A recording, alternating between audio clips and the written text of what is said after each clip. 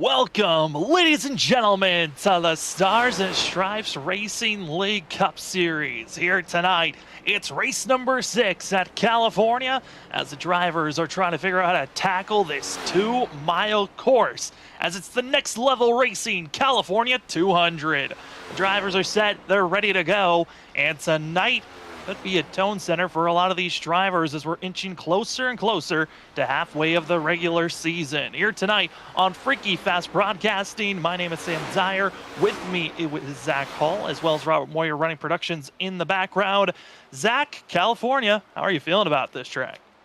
Well, it's 2 miles here, a little bit different than what we've went through the first portion of this season. The only place I so far compare Auto Club Speedway to is Pocono, so we could see some similar faces up there from that racetrack here at Auto Club. But this place should provide hopefully a multi-groove track. That's one thing I've been watching in practice, trying to see if that outer groove is actually working. Because if it comes to fruition where that outer groove can work, we can get some really great racing here at this 2 mile. Really abrasive, very bumpy, and old surface here at the Auto Club Speedway. Track again, I mean, that's kind of the thing to watch out for, is how these drivers are going to attack this bumpy course. How will the cars react, as this is season number 5 of the Stars and Stripes Cup Series, as every season they've changed which vehicle they were in. Season 1 they were in the ARCA cars, season 2 they were in the trucks, season 3 they were in the Xfinity B machine, and then season 4 they were in the Gen 6 Cup car. Here for season 5, it's the Gen 7 Next Gen Cup car that we see for NASCAR this current year. And I gotta say, Zach, for these drivers, obviously every race we go to, we're trying to compare, hey, how will this track react to past vehicles that they've ran? I don't know if there's any vehicle that you can't compare to how they're going to be reacting here tonight. Yeah, this car is very different here at this Auto Club Speedway. It's got a lot of off throttle time, so I compare it more to the Xfinity side of things when it comes to cars, just due to the off throttle that we have at this racetrack now with this Gen 7 Cup Series car, compared to where we came with the Gen 6 car a year or two ago. We were almost completely wide open around this whole entire track. It was actually pretty amazing to see that you could do that. Now having a lot of off throttle time, a lot less grip, and a lot less ability to get the car sideways and be able to use that tire. Right now, you're having to keep the car a lot more in a straight line when you're driving, pretty much what I'm saying. You don't want to get that slip angle, get that rear end out there and get loose, because this thing is very hard to catch here at Auto Club, and especially through those bumps at 3 and 4. 3 and 4 have some very, very aggressive bumps that seem to bottom out the diffuser in the back of this car, and when you bottom out the back of that diffuser back there, you lose all grip very suddenly. So it's a very tough thing to deal with, but they're going to be dealing with it all night long here at this bumpy old surface. And I'm expecting a lot of fall off too with tires. Tires are going to be a big thing tonight. That's going to be probably at a premium, and probably looking around about 2.5 seconds of fall off from what we're hearing. And drivers going to be here tonight, 3 extra sets of tires in pit road. It's going to be 100 laps here tonight. So drivers got to be picking and choosing where they want to come to pit road for their decisions, as practice is slowly coming to a close. Top of the board going to be that of Kyle McCoy. Kyle McCoy, our last winner here at Auto Club back in season 4 when they were running the Gen 6 Cup car. And for that race, it was Kyle McCoy leading the most laps and winning. And Kyle McCoy is a driver that's trying to become the first one to win it here at Auto Club for the second time. No other driver has won here 2 times at Auto Club. We've had a different winner each season. As season 2, when they were running the trucks, it did not run at this track. Nate Lynch, winner of season 1. Season 3 was won by Dylan Grimm, and then Kyle McCoy winning last season on his march to win his 3rd championship. As the drivers, I find, practice over, qualifying's on our list, and Zach, qualifying, always a mystery on how these drivers could find the fastest lap. Yeah, it will be very much a mystery here once we get this started, especially to see how they can carry over those speeds from practice. Because looking at the times for practice, you had Kyle McCoy, like you were talking about, leading that practice session at 41.108. I mean, you look all the way down the grid to the bottom driver. It was Aaron Hill, actually, the 4 at a 41.67. So right there, you're only looking at about a half a second of time from the top of the list there all the way down to the bottom there, with about 33 cars here tonight. That's impressive to see that small of a gap. I'm interested to see, though, when we go into qualifying, will the speeds be a little bit slower? Did draft play a factor in some of these times while they're so close? Or is it just about how much grip is out there? We'll see who can get it done. But right now, I believe that second lap should be the quickest, but we'll have to see. Some guys have been pulling it out in the first.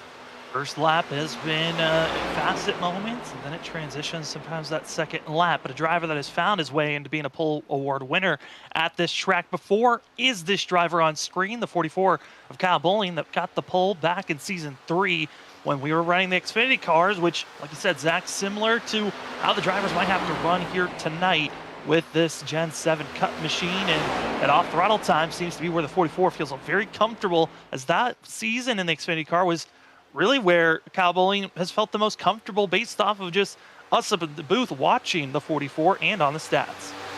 Yeah, no, he definitely looked way more comfortable, I feel like, in that Xfinity car compared to that Gen 7 Cup Series car. Gen 6 Cup Series car. So it's interesting to see if that can kind of transfer over into his car. Like I said, more off throttle time.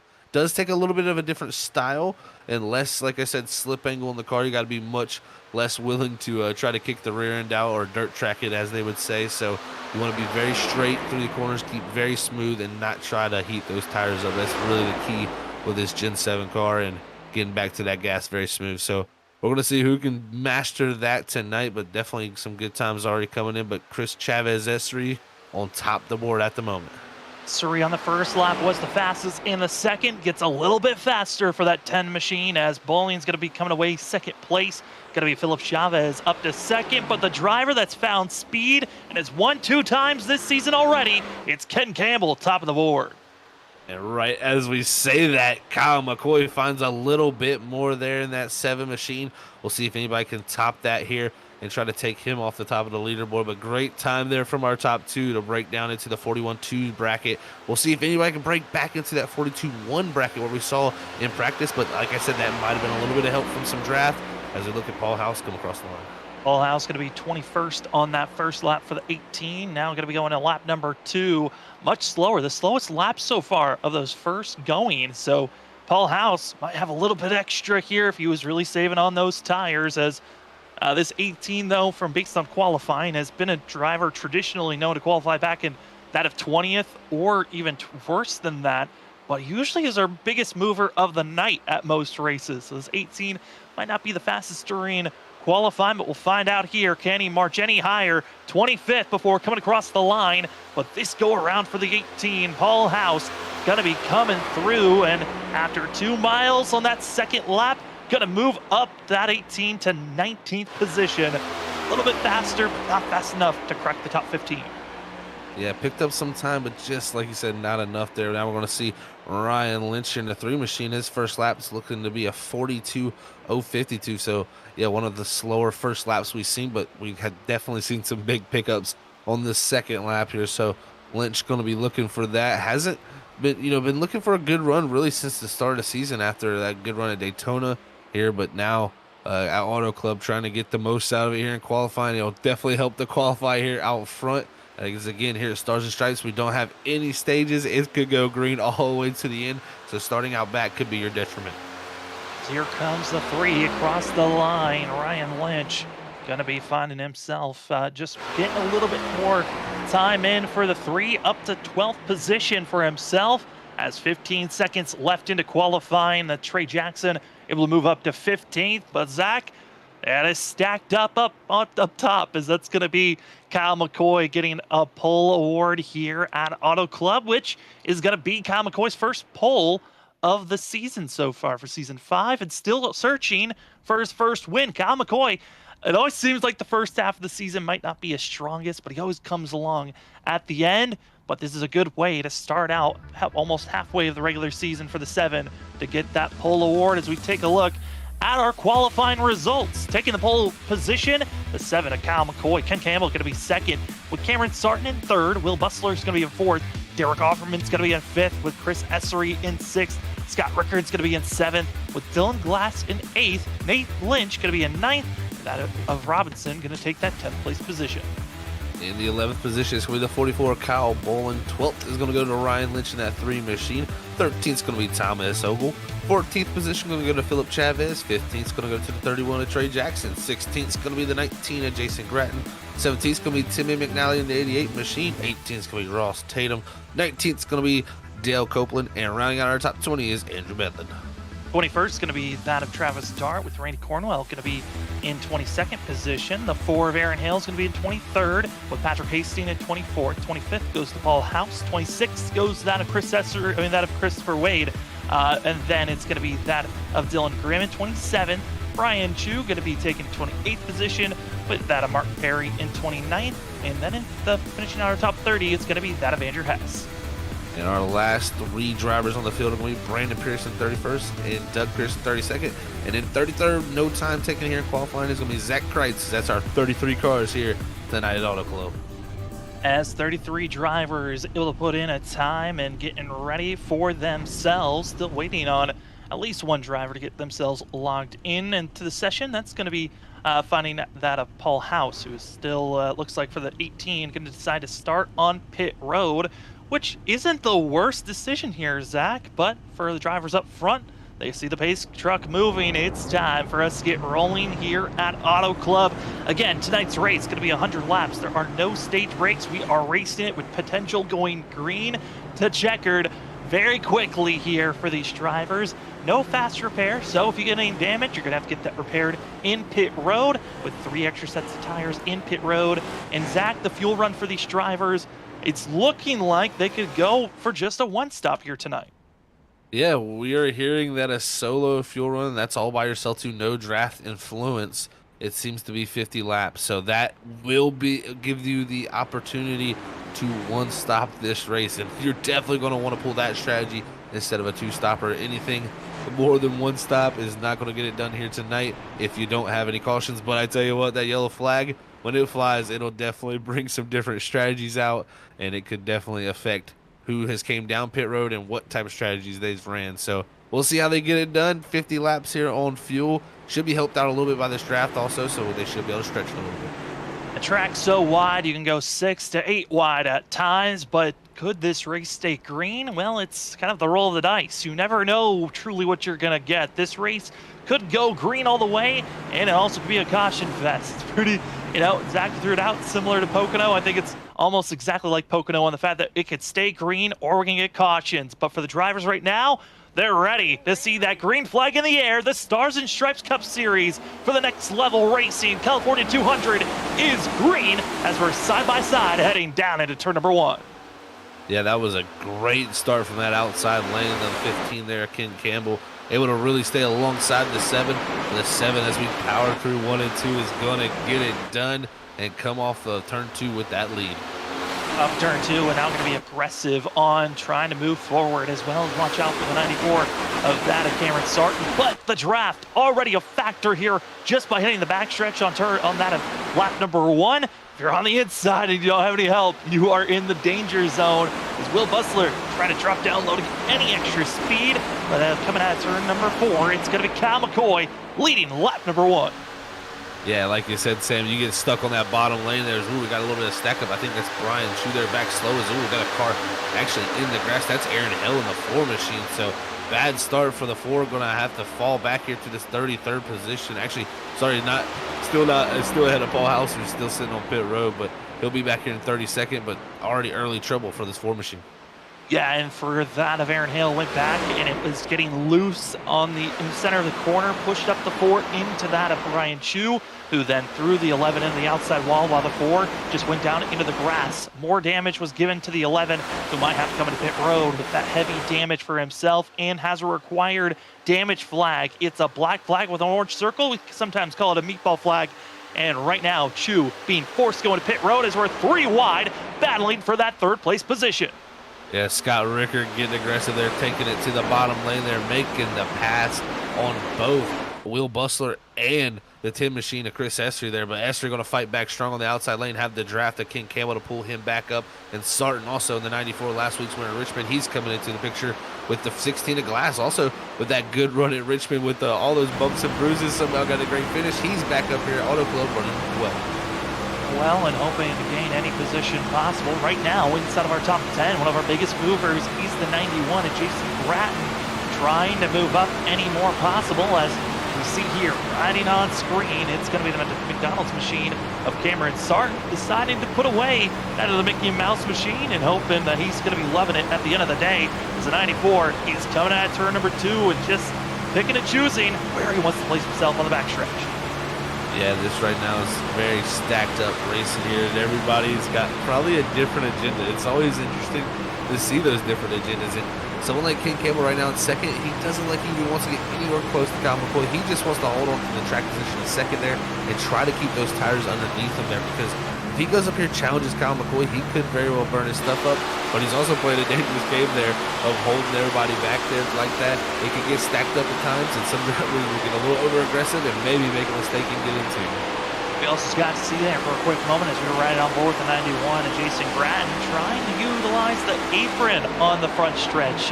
That's usually not a place to see drivers try to aim here at Auto Club, but you know what, for the 91, got to try all your different options if you want to move up any more positions at this point.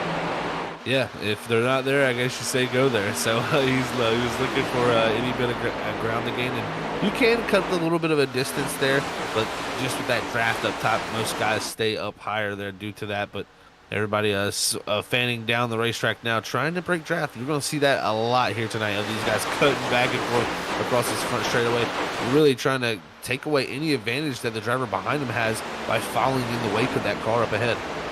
So interesting to see just that 20 machine of Derek Offerman running the third lane. Not a usual spot that we see drivers trying to aim for, but the 20, like, you know, we talked about our biggest mover being Jason Bratton. Well, it's the 20 machine that's lost 5 positions since the green. It'd be a strategy call for this 20. Yeah, Auto Club, it's had its times where it's been one of the most multi-groove racetracks of all out there in iRacing when it comes to the oval side of things. But there's also times where the bottom is just so dominant that you can't go up there. And also, there's times where that top is good, but it just pays the price from tire wear up there. It's very, very abrasive up in that top groove, and it does seem to wear those tires. But Derek Hoffman, first driver out there, really electing to go up to that third lane and making the most of it right now and really looking very strong at this point. But has dropped back from 5th, but he's definitely trying to utilize that outer groove.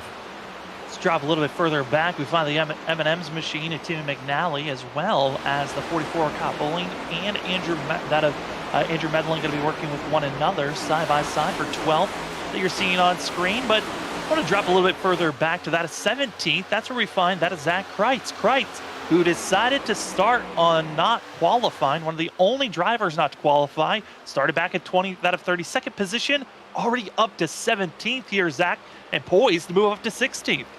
Yeah, making early big moves here for this 46 machinist Kreitz. Like you said, I mean, literally the tail, he was shotgun on the field pretty much at the very, very back. And he has driven himself up into position here with Randy Cornwell and Trey Jackson up ahead. The only concern for me there, he's gained a lot of ground, but will that ground start to slip back here as those tires wear? We've definitely heard a lot of tire guys talking about tire wear coming into this week, about 2.5 seconds off is what we're hearing. So if you got there and burn these tires up, you could be falling off very strong here late into the run. But you never know. With cautions fly, sometimes going out here pushing hard early in this run could get him the track position he needs. Yeah, and there's a couple of other drivers that decided just to fall back, give up positioning. Nate Lynch as well as Ross Tatum both have given up double digits in positions from where they qualified.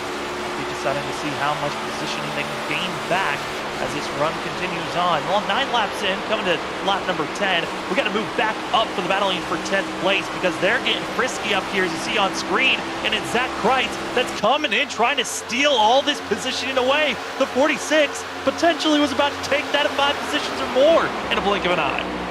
Yeah, he was trying everything in his power. There's that lane opened up. It's 3 wide now. Medlin in the middle. Offerman up top. You're also going to have Kyle Bowling there in the picture. So these drivers all stacked on top of each other along with Cornwell and Kreitz. So they're all trying to make something happen as McNally's up ahead. Still 3 wide battling going on down the back straightaway.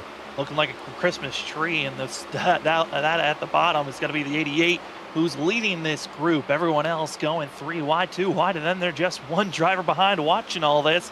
And that's going to be Philip Chavez, who's getting a great picture of drivers staying side by side in front of him. Still 3 wide is going to be that of Medlin, as well as Bowling, and going to be that of Derek Offerman. Almost 4 wide for a second there as Cornwell deciding, I'm just going to push the 20 to get ahead of you guys. Yeah, he thought about it for a moment, maybe sticking his nose there, making it 4 wide, but decided better, like you said, it pushed him there ahead of those guys. I think that was a good decision, as now he's going to take those 2 spots from Bowling and Medlin, and now probably look to the inside of Offerman going into 3, as this stack up of drivers here is really getting racy. It's now turning into a hornet's nest. You got drivers that were lingering behind, trying to save their tires, now have gotten the go button. With us being over 10 laps into this run, it's about time to kick it into high gear, as it's going to be side by side, 2 by 2, almost 5 rows deep, and they continue to race on, looking like we just had a restart in the middle of the field. Yeah, it literally does, Sam. You're exactly right. I mean, it looks like we just went to one with the green flag, but it's not. This is just classic racing at a great worn-out racetrack, and these guys are putting on a show right now, and this is very fun to see early in the going. And you would think these guys would be battling for the lead back here, how hard they're racing. No, they're back here from 12th on back, but guess what? It's still putting on a show for us. The meat of the field is usually where you see this chaotic mess. A hornet's nest of anything can happen. The big one can strike. We usually don't throw that out at Auto Club very often, of the big one might hit, but the track that's this big, 2 miles, and with how wide you can try to expand everyone, you honestly could see a wreck at any moment. As these drivers are starting to get a little bit aggressive, we got to move up front, because the battling for second place is raging on. Ken Campbell, who was looking comfortable for himself, starting to get pressured by that of the 05 of that of Scott Rickert. Yeah, this group up here is starting to get a little bit racy, like that group still behind them is. And man, I love this racetrack. It always seems to put on a good show, and really this car here with it especially really seems to work out very, very well. So all these drivers up front, I think they're doing a good job of managing. Also, a lot of these guys, in this front group, I think they're all planning out when they really want to go. 14 laps, I think, a little still too early to show your hand here if you are saving something. But I tell you what, they're definitely not letting each other get away, as that draft is playing a factor. Is old Grattan there going to look up to the top side and try to get that run? Oh boy, he is trying everything right now to grab those positionings, and he's doing just that. But we got to drop back to that hornet's nest we were just talking about, 17th place, because they're trying to go 4 wide at one moment, as they're going to be 3 by 3, 2 rows deep, and it's going to be all the drivers middle of the field hoping to gain all the positioning back. We got drivers that were lingering and waiting to make their aggressive move forward, and those that were aggressive early starting to falter back. But Nate Lynch, the 25, who fell back over that of 15 positions at the start of this race, he's in the middle of all this, and it's looking like he's got the freshest tires right now. Yeah, he's showing what he's saved right here as he's driving through this. This is some amazing racing there. Trey Jackson sliding up the racetrack a little bit. It's going 3 wide back there with Robinson on the bottom, Jackson in the middle, and everybody trying to find any little bit of space here on this racetrack to make something happen. These first 15 laps have been fantastic from the mid portion of this pack. And the reason why they're getting so aggressive and antsy is because they're losing the lead pack. They are now, this group that we're watching on screen, they're almost 4 seconds back from our leaders. And right now, it's going to be that of Timmy McNally as well as Andrew Medlin that are able to at least somewhat branch away, but they're still 2 seconds off of just 10th place. They're nowhere close to this lead group because of them staying side by side like they are. Yeah, this racing has been great for us, but not great for their time delta to our leaders up front, as we see these guys battling Ogle with Glass here, and also he's got Ryan Lynch, and this is all the way back to the 10th position. So it's a 10-car breakaway up front all the way back to about McNally, who, like we said, is about 2.5 seconds back here. So all that racing back there has been fantastic, but this front pack up here, they've been all single filed out. Definitely not racing as hard, and definitely pulling away here, making a little bit more time here by being a little bit more organized. Yeah, I will say 3rd and 4th place position drivers, that of in 3rd place is 05 Scott Rickard, as well as the 10 of Chris Essery. They've been trying to show their hands of trying to get a little bit more aggressive at times, and when they do make some moves, it kind of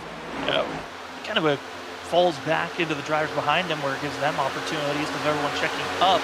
but a lot of drivers up front not able to make the moves that they want because the draft's just not there to assist them. It's more of like we're seeing here where that Jason Bratton's trying to make a pass, but no one's helping him or assisting him on the straightaway, so he just loses a position or more.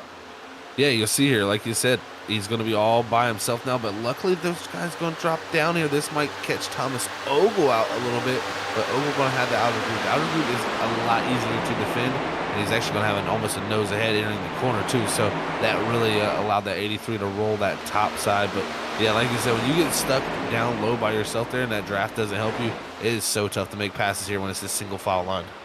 And as we've been watching the great action in the middle of the field and this 10-car breakaway up front, do got to give some updates further on back. Paul House doing a start and park for the 18, only ran one lap, decided to come back into pit road and called it a race. That of Brian Chu, who was involved with the incident with that of Aaron Hale just on that of lap 2, has called it a day. He's pulled it into pit road and is done. While the 4 completely off the pace of our leaders and by himself practically, but they've got a lot of work and are hoping for a yellow, and it could happen right here in the beat of the field, middle pack. Everyone still stacked on with one another. Yeah, and you can see, look at Grimm just getting all over the quarter panel of Offerman here. This is, again, for that 15th position. Cornwell right ahead of him and just pushing him ahead. This group still has not got away from each other. McNally only about a half a second ahead of these guys who's leading this group. So it showed that draft is strong, but these guys all been battled so hard that it's really dropped them back a good portion of time here. And, you know, with the different strategies that we're seeing right now of this middle group of some drivers that were just had to be so aggressive early on and now are starting to fall back, like Zach Kreitz, who moved up into almost the top, that of 13th position. He's fallen back to 21st spot. He's done a great job of moving through the field, but now he's starting to feel that hurt as drivers try to back off, slow down, a little bit of issues. That's going to be Derek Offerman and others getting close to that outside wall. Oh boy, 4 wide, and that's not where you want to be, but luckily the track's wide enough for everyone to go into turn 3 all right and comfortable. Wow, if this track was not that wide, that might not have worked. Off from there, got a little contact from Grimm actually in the 23 who bumped up into him, put him up out the groove. And from there, lost a lot of momentum, and it just shows how much it stacked that group up. Like you said, it was 4 wide multiple times as he dropped through the back of that group. So it is still a hornet's nest here in 21 laps. And these guys have put on a show, Sam. I tell you, this is impressive to see. It just shows you how well these guys have put together this season and their league, and really just how well everybody in this league races together. They understand how people race, and they know how much room to give each other.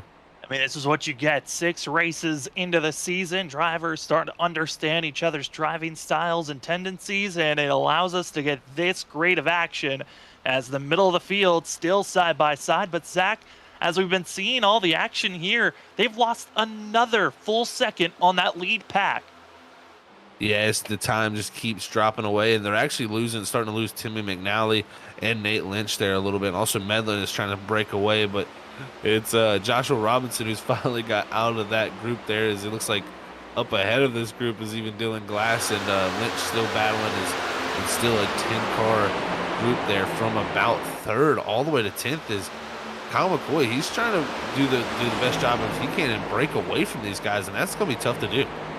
Yeah, our leader right now is finding himself to be 7/10 ahead of 2nd place, but Zach, that's still in the window of the draft for drivers behind him, but certainly for the 7, it seems like he's been just out in that clean air, able to run the laps that he wants to run, and it's been working out great. As now we're going to be 3 wide in this lead pack. We haven't seen this very often so far in this race, but lap 23, this would count as the halfway marker for these drivers and when they're thinking about making their first pit stop at the halfway, around that lap 50 to 53 because of the draft.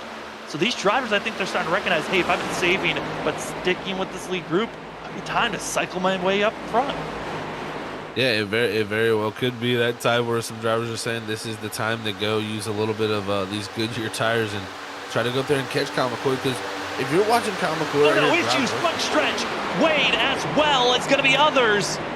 And our first caution of the day strikes on lap 24. And that was right in the middle of that pack, so not surprised as at some point that was all going to come to an end.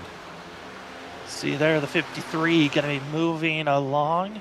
It looked like no drivers hit that outside wall, but drivers, obviously this first caution, not surprised it was that group that we were seeing for the majority of the first portion of this race.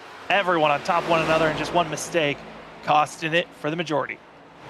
Yeah, and that unfortunately looks like Philip Chavez in the 8 machine. Also Travis Dart catching a little bit of that caution there also, as he's going to take a pretty heavy hit there to the car. But looks like, again, these cars are so resilient and so strong that surprisingly Travis's Dart's hit didn't really do much damage at all. Yeah, I mean, Travis Dart, I think if anything, he might have got more damage from driving through the grass than actual contact with other vehicles, as Christopher Wade as well going to be involved with that incident, like you said. And first caution here, Zach, quarter of the way into this race. First yellow strikes, and now the question has to be thrown for these drivers. You got 3 sets of tires in your pit box. Do you come in? Oh, that question definitely is going to be the most valuable thing these drivers could be thinking about, or possibly could be thinking about right now. I think you got to come down. If I'm out there 25 laps, so much fall off on this racetrack. I mean, right there, you know, Common took off at a 41.56, and we ended at a 42.99. So definitely falling off pretty strong. And like I said, I think everybody gonna come down here and get some service done and try to get some Goodyear tires here. As like you said, three sets in pit road. This still sets them up to where, you know, only if it was to go green, we'd only need to take one more set. So they still technically have one extra set sitting there. But if another caution was to come out at some point here pretty soon, that's when the question gets a little tougher. Mind games could be thrown out, as into pit road's going to be everyone getting 4 tires in fuel as expected. As little bit of a mistake by the 7 that gives an opening for Ken Campbell here, clean into his box, but the 7 having to back up just slightly. Zach, that could give an opportunity to lose a spot for Kyle McCoy. And yeah, I was about to say. And yeah, more. Yeah, multiple spots. Yeah, he slid through a good portion there actually, and just from telling the way they're jacking the cars up, looks like he's gonna lose out 2 spots unless he's got to give one more of those positions back later. But looks like Essery and Campbell are gonna beat him out, and that's huge. We saw how valuable the clean air was to him. He was just starting to pull away. Now you got to think, how are you going to come out of this situation and get back to the lead? That clean air so strong for Kyle McCoy, but now we get a sense of how this 7 is going to be able to make these passes. As we are under our first caution, it allows us to give some thanks to some of our sponsors here at Freaky Fast Broadcasting. Starting things off, you see the lights blinking. It's iRacing iFlag. iRacing iFlag provides sim racers with the best iFlag virtual flag system, which gives you clear indications of what the flag state is on track. As well, iRacing iFlag has a digital pit board attachment, which gives drivers the information of track temp, weather conditions, laps of fuel that remains, as well as a 5-lap fuel usage average. Great numbers to have, especially if we start to get into some fuel runs and drivers have to find out, do they have enough fuel or do they need to save a little bit more? If you'd like to get yourself either an iRacing iFlag flag system or a digital pit board, go to iRacingIFlag.com and go use our promo code FreakyFast2022. As drivers are still pacing, lights are off. We're about to go green this time by here, Zach, and up front, 2 different drivers, and now it's their opportunity to see what fresh air can give for themselves. Yeah, fresh air is going to be very valuable at this point. We saw Ken Campbell how much he valued second spot just there, trying to hang on to that there. He was doing everything in his power trying to hold on to that. So we'll see once he gets out front how much he values it. Will Kyle McCoy try to make a charge up to the front? That's going to be the question here. We'll have to see. It's going to be fun. We got that group that was battling so hard. They're going to be caught up. A lot of guys that are making big moves through the field. They're now going to be in a much better position. I got to be looking back to 12th. Dylan Grimm up from 27th. Also Brandon Pierce 31st to 13th. So some big movers throughout this field. Couple of drivers having to stay in pit road to get some damage repairs. That is Jason Gratton having to get a little bit of repairs done for the 91, as he's going to be starting up front, as well as further on back. Aaron Hill, that of Cornwell, Chavez, Boiling, as well as Doug Pierce. Derek Offerman, Tim McNally, extended time in pit road to get repairs done. Ryan Chu and Paul House, 2 drivers that are out of this race with a DNF. But up front, we're green once again for the Next Level Racing California 200 here for the Stars and Stripes Cup Series as they roar down into turn number 1. Great launch from that 15 machine there, looking for to add to that win total of 2 already this season. He'll be looking for a 3rd here at Auto Club as he gets to lead his first laps of the night here as he roar off of turn 2. It's going to be McCoy balanced starting, but he's stuck on the bottom of the wrecking back there of 2. It's going to be Jason Grant, Andrew Medlin. They're going to be sliding their way, but luckily off the racing line, we stay green, which drivers' frustration going to be mounting with that. It looked like drivers were getting on top of one another. An accordion effect, spinning out 2 of our top drivers, but we stay green here, Zach, as the 91 and the 12s get rolling. Yeah, that was actually a little bit of an accordion effect as he got starting to attack his teammate of Estrie, and it really all started on that last restart there with Ryan Lynch getting loose ahead of Grattan. He has to check up. Medlin nowhere to go, and just from there, those 2 got caught up in that, and no caution comes out. They're going to be way behind now, but this racing up front still going very, very strong. As these drivers are getting aggressive and trying to pull away, it's going to be our top 6 that are starting to gap themselves, but in the middle of this group, they're back to their shenanigans once again. But Zach, drivers that I'm keeping my eye on, 21 of that Ross Tatum. He was lingering back in 28th, 29th position for that whole entire first stint. He's now starting to make some moves as well as Zach Kreitz. Getting that 46, going to be hoping to find a little bit of extra speed. Yeah, a lot of these guys back here trying to find something, make it happen. Also, you got Robinson in the 30 machine. He dropped back well back there after starting 10th.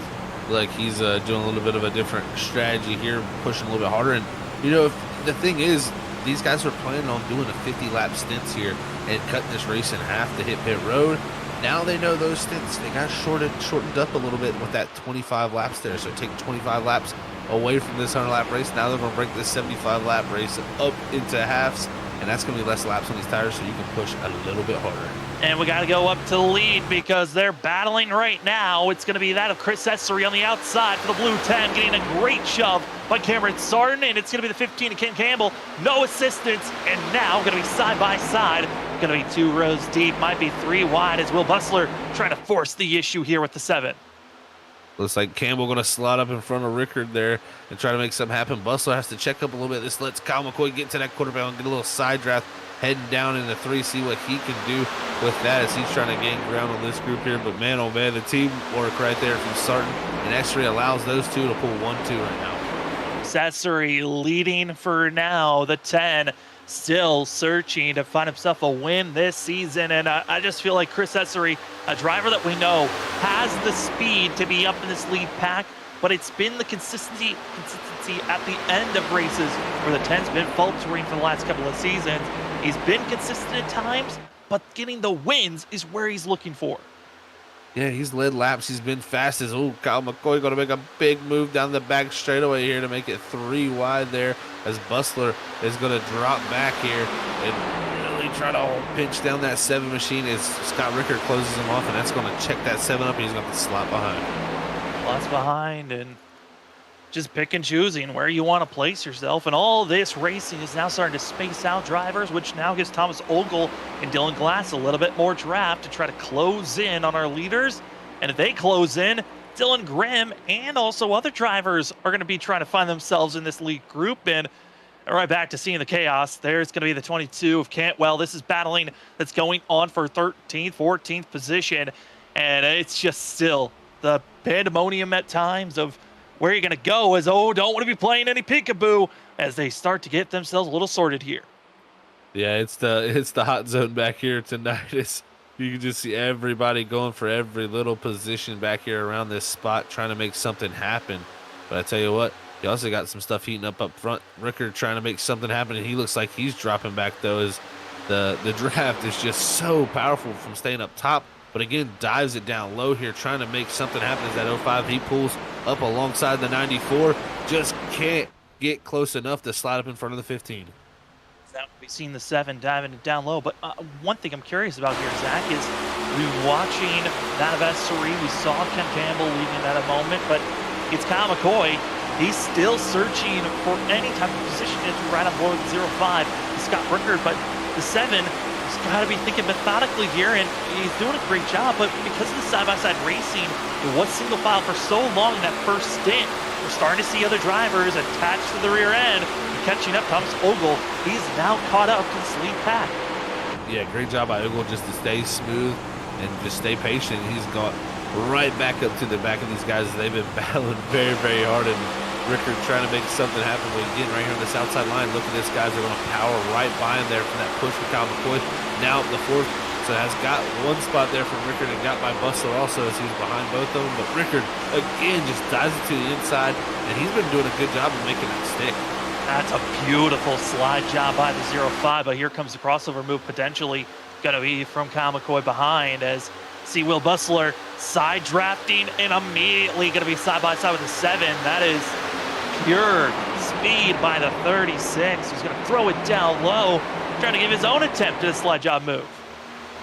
These guys are putting on a show up here up front. They watched a little bit of that battling possibly back while they were single file there, that group behind them, maybe they saw that in the mirror and said, you know, we need to turn it up here a little bit.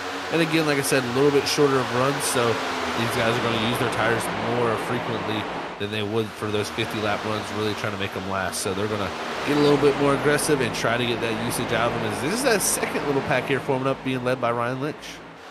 These drivers trying to make sure they don't absolutely throw each other into the wolves, but they're doing a decent job at it again.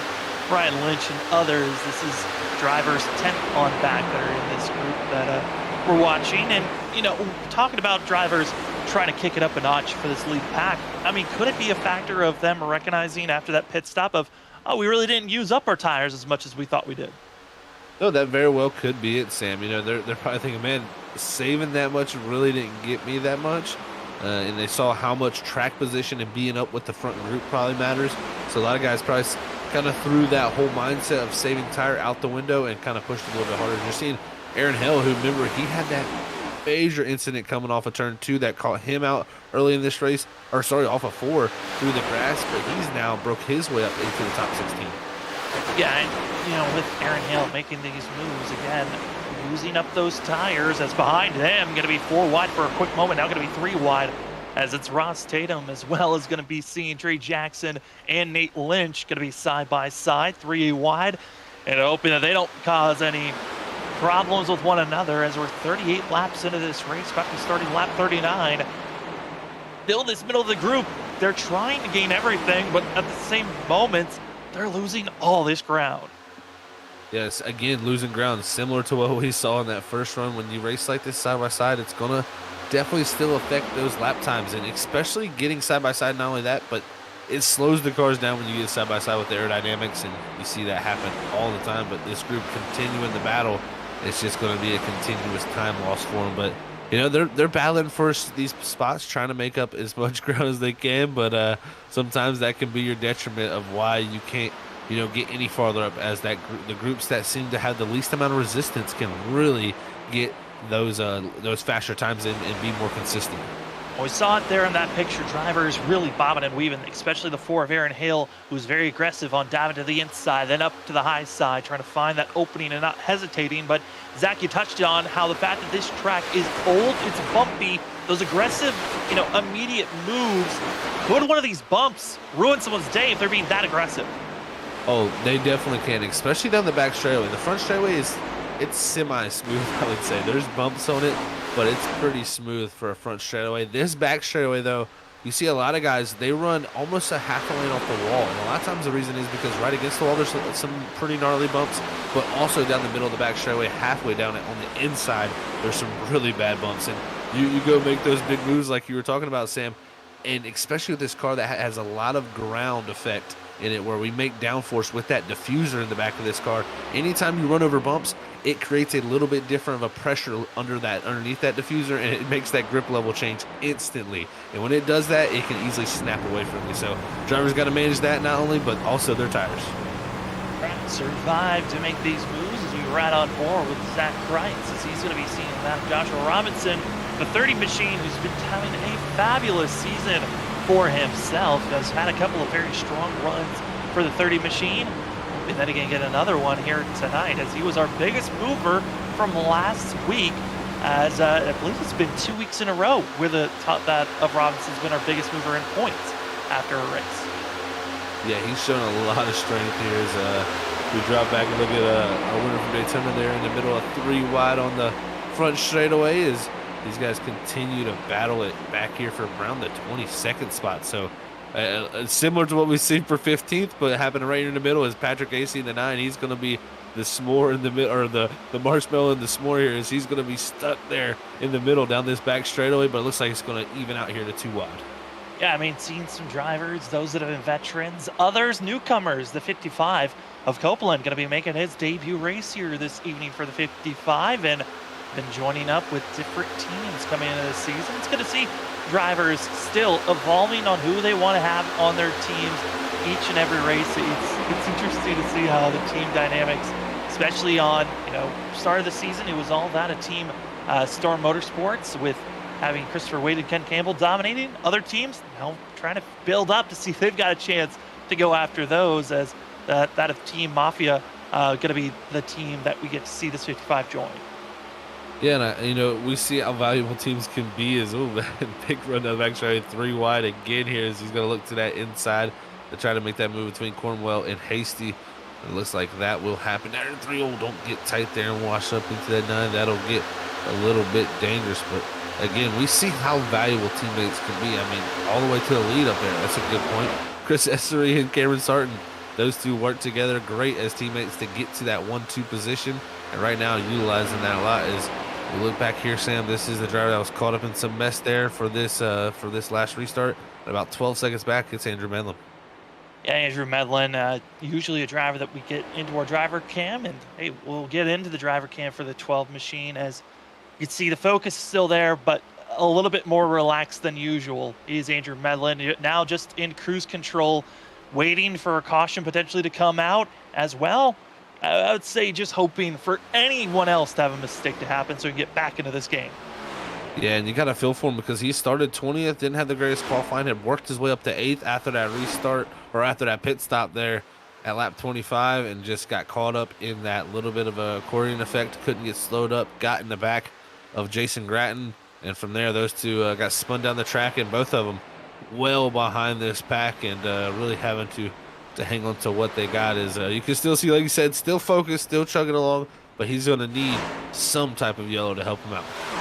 We saw a caution come out that helped out the 4. Going to need one for that of the 12 of the 91 here greatly, as up front still going to be that of Chris Essery and that of Cameron Sarton leading 1 and 2. And this whole entire lead pack going to be that of 8 drivers just waiting in line to see who's going to go where, as side by side is going to be between that of Bustler and Dylan Glass. But really it's been the back 4 or 5 that have been swapping and having a revolving door of who's where, but no one's been able to crack the top 3. It has still been Essery, Sarton, and Campbell that have been up front leading this group. And then you fall back and you just see that hornet's nest of everyone from that practically that of 15th on back, all clustered up and hoping that they don't bring up the next big one.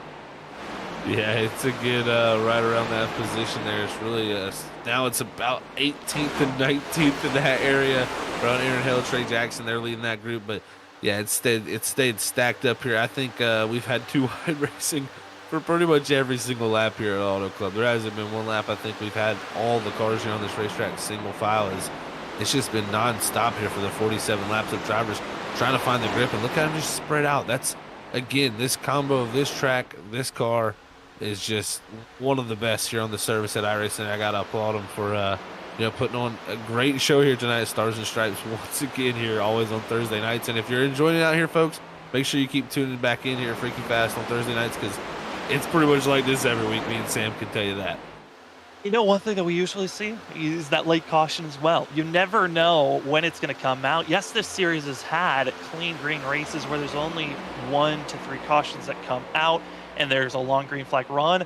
But also based on tradition, we see that late yellow usually come out with 20 to 15 laps to go. And here at Auto Club, especially with the way that we're seeing these drivers run, if that green flag pit stop happens and then we get close to the end of this race, maybe we might see some drivers overstep their boundaries and might cause a wreck. But for right now, I think we're starting to see drivers be a little bit more calmer than that first stint was. Yeah, it's definitely, I think, calmed down a little bit. There's still some hard racing going on, but less guys willing to take it 3-4 wide at moments. So still great racing going on right here for this position. But again, when they race like this, you see what happens. It lets that group ahead of them, Ross Tatum, Nate Lynch, Zach Kreitz, Andrew Hess, all four of them pull right away from that group, and they start to try to catch up to the group ahead of them. So when you battle like that, it's tough because you want to make positions up, but it also slows the whole pack down, and it's just a tough ordeal to do. Is all the spinning. Right in behind, it's on the back stretch, and it's that group that we were just watching. Drivers scattering, and the big one strikes for these drivers. And Nate Lynch, a winner here before for season 1. Required damage for the 25. Could be a race-ending incident as you see other drivers still trying to get woed up and facing the right direction. Oh man, and that was just a simple mistake from the 46 of Kreitz, I believe, getting up into the outside wall. And I think we'll see here on this instant replay. You see the 25, Nate Lynch there, the 21 Tatum, the 46 there gets in the wall, and Nate Lynch reacts to the 46 getting in the wall, checks up, goes low a little bit, thinking the 46 is going to come across the racetrack. The 21's coming up off the bottom, and from there they just meet. And like you said, required damage there needed for that 25 with a broken right front suspension. Ross Tatum immediately leaving the session. Frustration for the 21 that really didn't qualify where he wanted to be, had been stuck in the back, and kind of just showing how difficult it is at times to make the movement forward without losing too much of your tires. And now going to be our third driver officially out of this race. Nate Lynch could be the fourth, as that is our second caution of the day as we're halfway here at Auto Club for the Next Level Racing California 200. As you see there, Chavez trying to drift his way out of the issue, but then noses it into the outside wall. Not required damage, but that could be some engine damage given to the 8 machine. Yeah, and that's definitely come back here at iRacing.com. We got that engine damage back for the Gen 7. So, yeah, definitely don't want to be hitting the wall head first as it will hurt those RPMs. But as you can see, it's a busy, busy pit road here because we're right in the window. Lap 51 here. We're coming down pit road. And this should set them up for the end of the race. Should be good for the end of the race, and all drivers should be taking 4 tires and a fuel, leaving 1 extra set in pit road, which if we get a lot of cautions to come out, that could be the fun little factor that can change things up. But like you said, this should be the final pit stop for fuel. But one driver deciding to stay out could be a decision just to get a lap led. That's Randy Cornwell who decides to stay out. Yeah, and again, a major mistake by the 7 of McCoy. He backed up at least twice to 3 times there again. So just can't get into the pit box there. Unfortunate for our pole setter who's looked dominant, just hasn't been able to get back out front. And now going to be all the way back mired in 9th place. And you know, the pattern of the last couple of seasons that they've ran here at Auto Club, back in season 3 and season 4, the driver that leads the most laps usually finds themselves in a victory lane. The first race, although at Auto Club, that was back in season 1, that was not the case, as Kyle McCoy led the most laps, but it was Nate Lynch that found himself into victory lane. And Zach, as we're at the halfway marker, we're going to step aside. When we come back, it is going to be more racing action here at the Stars and Stripes Racing League as this Cup Series race at the Next Level California 200. Second caution down. How many more to come? Drivers, start your engines!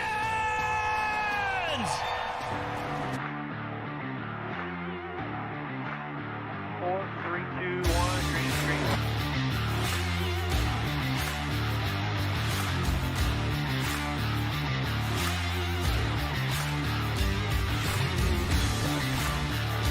No rear grip whatsoever, up sideways. Sideways everywhere. Come on, man, do what you can.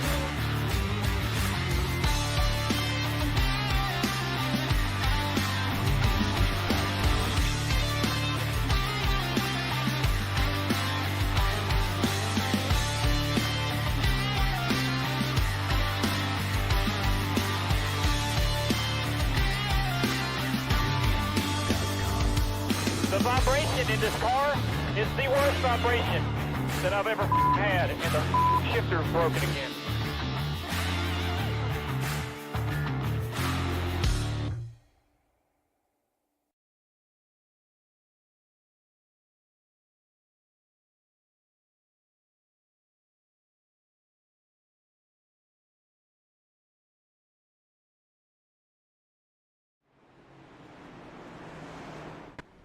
Welcome back, ladies and gentlemen. Thank you to our amazing sponsors that we have here at Freaky Fast Broadcasting. As well, I want to give big thanks to the sponsors that help out the Stars and Stripes Racing League, Sharp Apparel, as well as Next Level Racing and ButtKicker. As we are about to get race started, our second caution of the day is done. It's time to get back to green flag racing here for the Next Level Racing California 200. As we're green once again, but the driver to watch out for, that 22 on the outside on 25 lap older tires than the rest of the field. Zach, it's time for some chaos.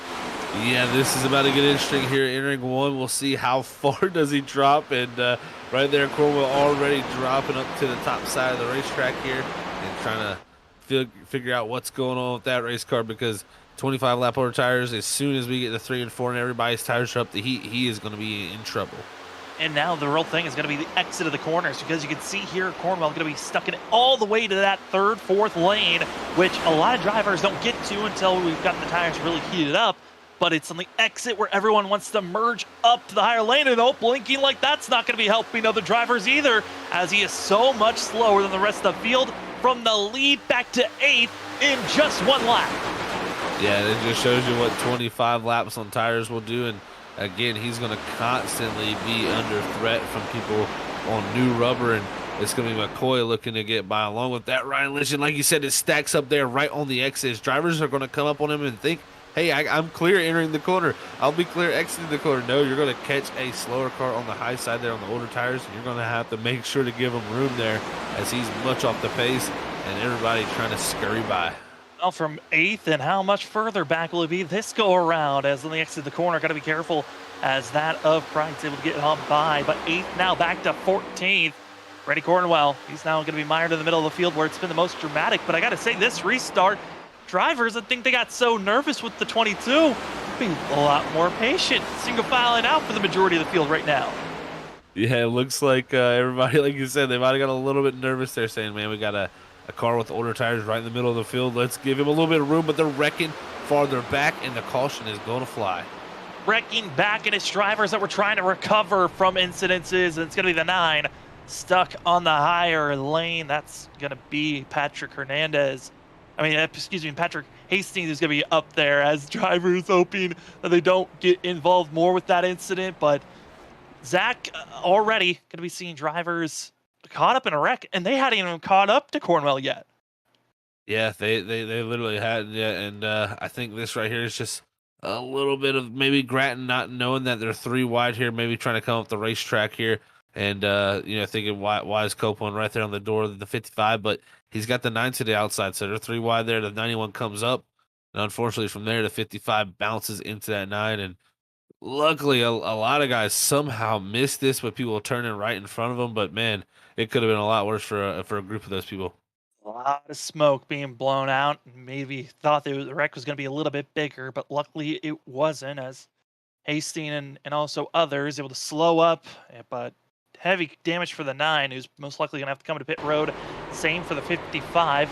Nobody in this incident getting the required damage flag, as well. That's one way to get around. Spun around for the 55. Yeah, that is you have a good old time, but definitely don't want to use the tires up like that, and especially when you just put them on there. So unfortunately, I think he used a good bit of those rear tires there. So we'll see how that works out. But again, with this caution, everybody, you can see most of them all electing to stay out, mostly because they just took a set. There's no reason to come back down unless you got damage repair, or you're trying to just top off some fuel for maybe a plan for some Green-white-checkers later in this race. I mean, at this point, I think the only time that I would think about coming into pit road might be with 75, 80 laps to go, if that. I mean, I would say maybe 15 laps to go could be the last time that you think about hitting pit road. After that, you kind of have just too much ground to try to make up. But I would say 75 to 80 is my window from being up in the booth, and I know trying to crew chief some drivers every once in a while, but for everyone else out there, they might have some different numbers that they've circled up of, this is my goal. If we can stay green for a little bit and then we get a caution, I'm hoping it's around this number. Yeah, I think you're exactly right with that number, Sam. It shows your experience up here in the booth, man, because it's right around that 80 point that I think is the kind of the no or no-go area, where if you're going to take tires, you need to take them either by lap 80 or you better be sticking to what you got because, 85 is on the fringe. I feel like there were 15 to go, but once you get to 10 to go, it's kind of out the window. You kind of got what you got because most people are going to be staying out at that point. You're going to have to make up so much ground in so little time. We did see, Cornwell, for example, there go back 8 positions on the 25 lap holder tires. But that's one car versus multiple different sets of tires. You could have different agendas all around, and you could run up on a car and get held up by them. So just because you got the fresher tires doesn't mean you'll be able to run back up there. So I think, like you said, it's going to be around that 75 to 80 lap mark if we get a caution there, if these guys want to decide if they actually will come down.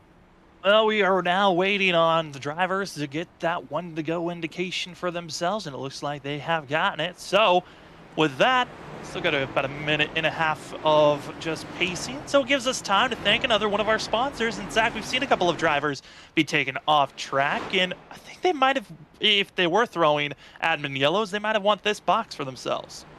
Yeah, definitely want to go out there and folks, check out that admin box. Admin box is built for iRacers, for iRacers.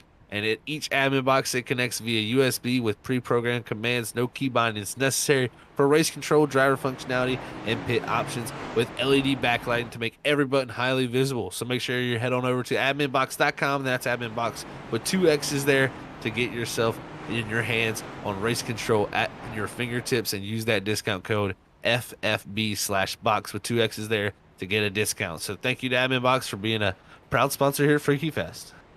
Thank you to Adam Box, also iRacing, iFlag. We'll get to our last sponsor a little bit later in the race here at Freaky Fast Broadcasting. Again, we are past halfway. Thank you for joining us Thursday night racing coverage on Freaky Fast Broadcasting.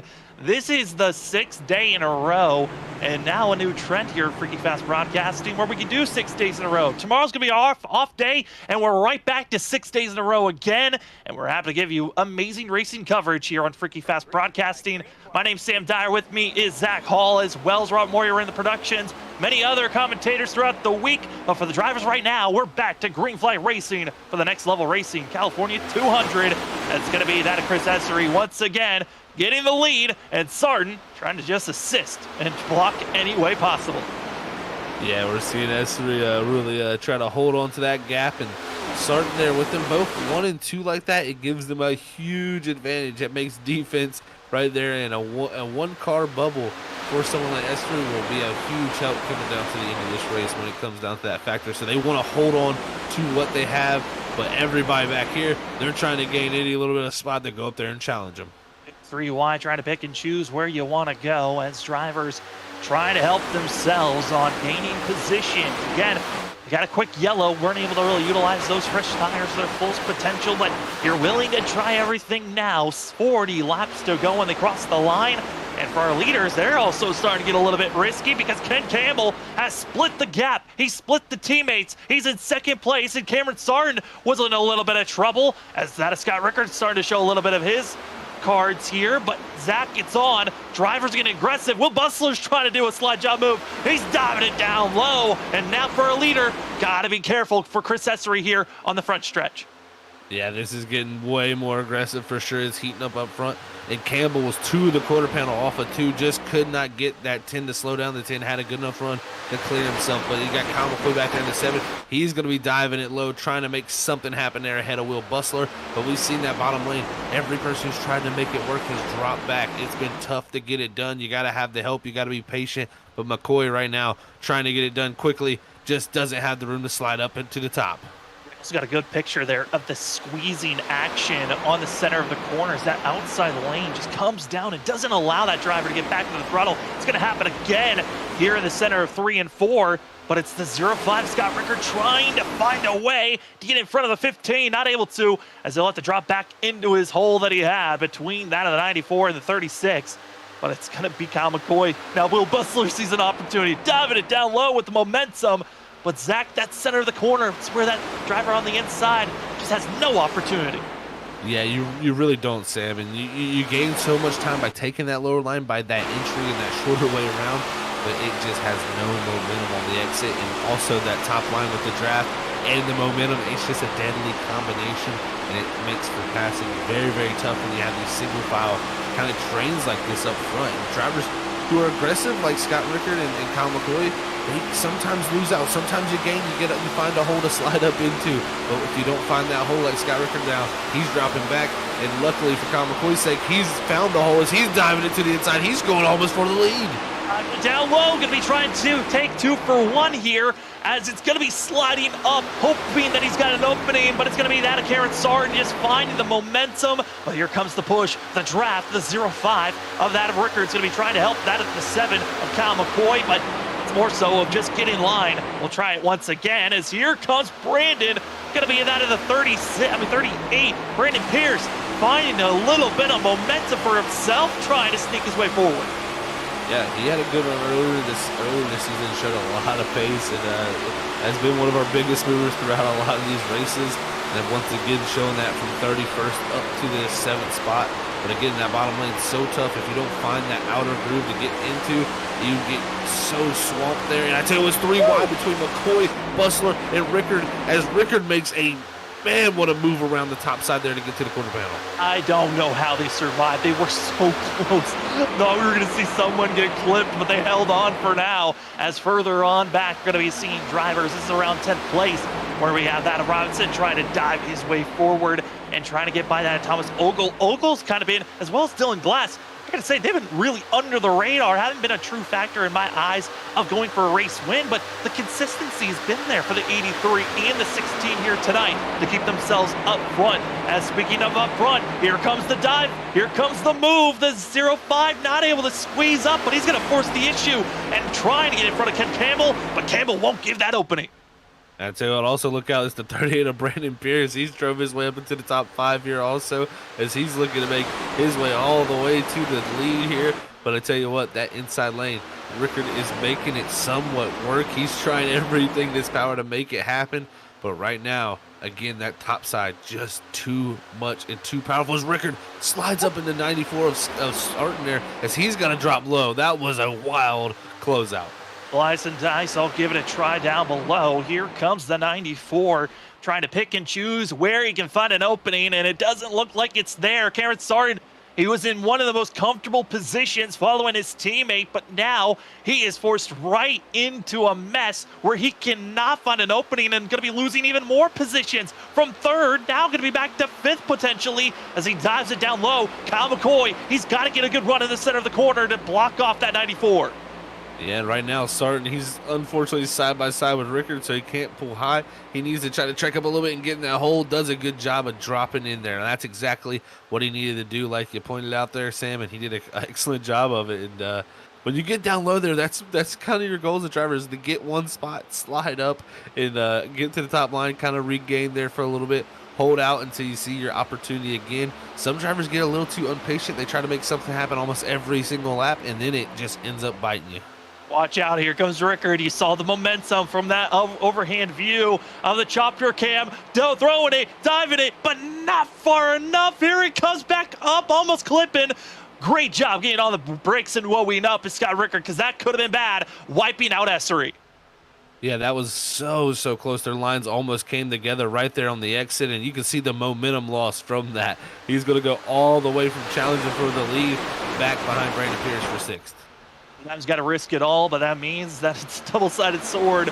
You can lose it all in an instant. And from trying to go for the lead, now back to 6th and stuck right in front of this Hornet's nest. It's going to be also Thomas Ogle trying to hold off, because, Zach, we just went from having about that of 7 to 8 cars, well, just pulling away from the rest of the field. But because of the amount of side-by-side racing, this whole entire backpack has caught back up. I mean, technically, this group goes all the way back to that at 24th is everyone in this pack.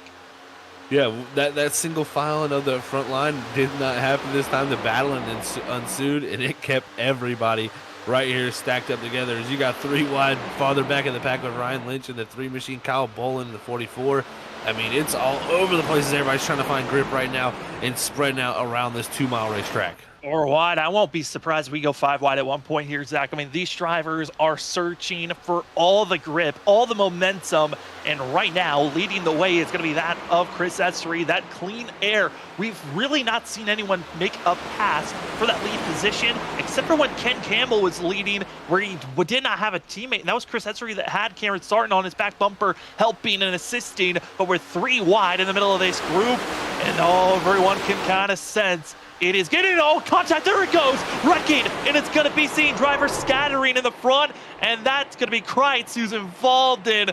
He got a consent, and he was coming, and now the wreck strikes right at a peak moment, Zach, where we can be seeing drivers coming to pit road. Yep, and you alluded to it right there in the middle of the field, that 3 wide moment, and it strikes there as the 30 and the 46 get into it there. And unfortunately for Dylan Grimm, he had really nowhere to go. He gets caught up right in the mix of that also, so we'll see exactly what happens here on this replay. Is going to be seeing 3 wide. That's going to be Robinson on the inside. Kreitz is going to come down, pinching. I think the 30 was expecting a little bit more space to be able to arc his way into the next turn. Wasn't able to, and right in front of that of Dylan Grimm.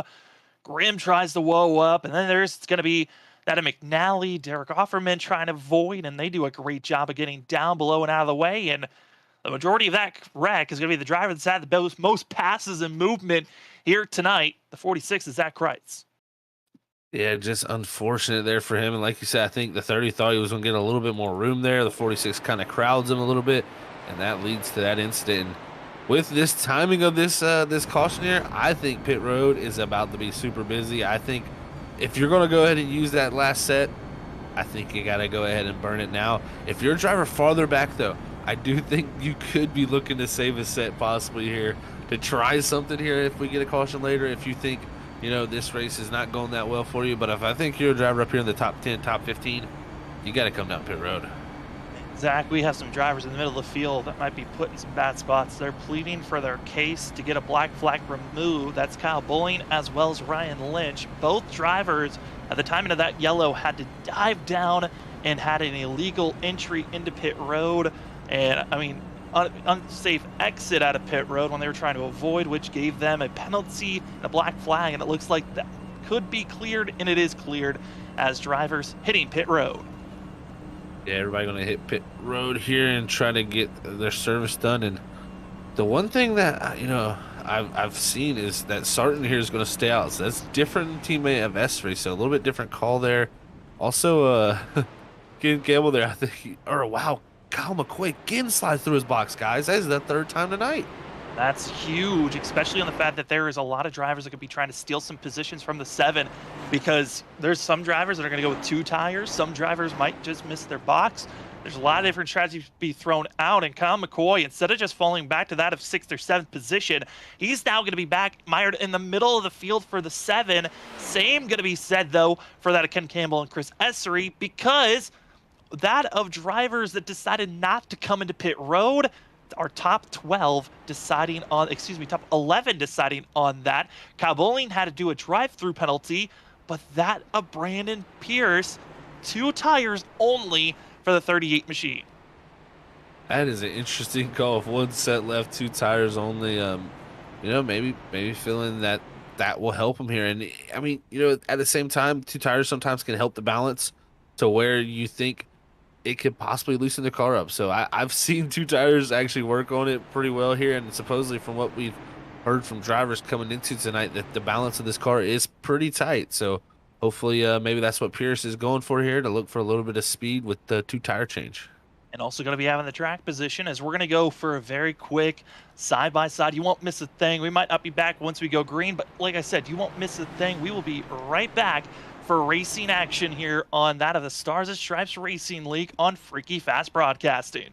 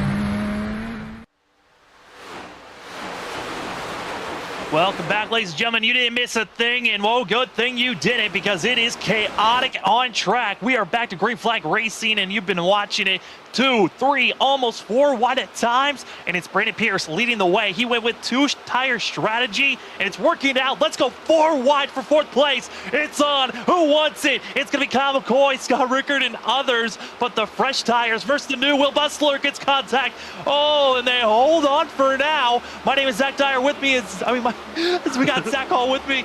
Zach, this is chaotic and maddening, and they're somehow surviving.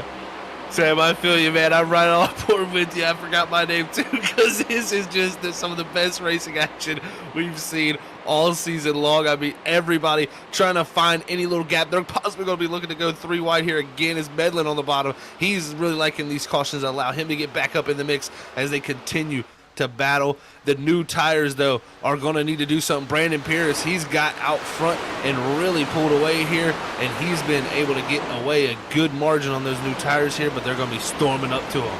Thing to watch out for Brandon Pierce. He went with 2 tires only. That's why he's been having a great advantage over a lot of these drivers in the early going, but it's once we get later on that we're curious on how those tires will hold up, as right now it's going to be in line. All drivers that got fresh tires going to be that of 2nd back to that of 12th. That of going to be of 11th with 4 tires for themselves here, Zach. It's Brandon Pierce. I'm curious again. Those tires, it's allowed him to get up to this position, but can he hold on? Yeah, this is going to be so interesting. That's such a great point, Sam. I wish I would have remembered he was on those 2 tires, because that is looking very mighty fine right now. And I'm telling you again, that could very well make the balance just right for him. Sometimes the wear on the left side tires is not that much. If it's very minimal here at this racetrack, putting those right side tires on with a little bit of a scuffed set of left sides can really actually help over-rotate that car and help the rotation here for this run. And right now, looking lap time wise, he's running quicker than Esri behind him there that last time by. So right now, managing well, but it's going to be a long 20 laps with those 2 tires. He's pulling away, yes, for now, but how aggressive is he on those tires to try to get this gap? I think the majority of the time you're thinking for Brandon Pierce, when you've got this lead, it's pull away. Don't allow the drivers behind you to get that draft and assistance catch up to you. But if you're going to be pulling away and trying to get this gap, you've got to now hold on for 20 laps if we stay green to hold off the driver behind you. But if you're over-aggressive at this point and a late caution comes out, that also puts you in a bad position if you're Pierce. No doubt. It definitely does. It puts you in the worst spot as possible, because these guys will be right on top of you here for the late race restart, and would put you in jeopardy of trying to have to fend off all these guys on the 4 set of tires. So it'll be interesting to see. But right there, Rickard couldn't make it happen. He has to duck back out of line there. As now it's McCoy trying to make something happen on him, as King Campbell trying to push Esri as they're trying to catch up to Pierce. But again, Pierce just really running some quick lap times right now out front.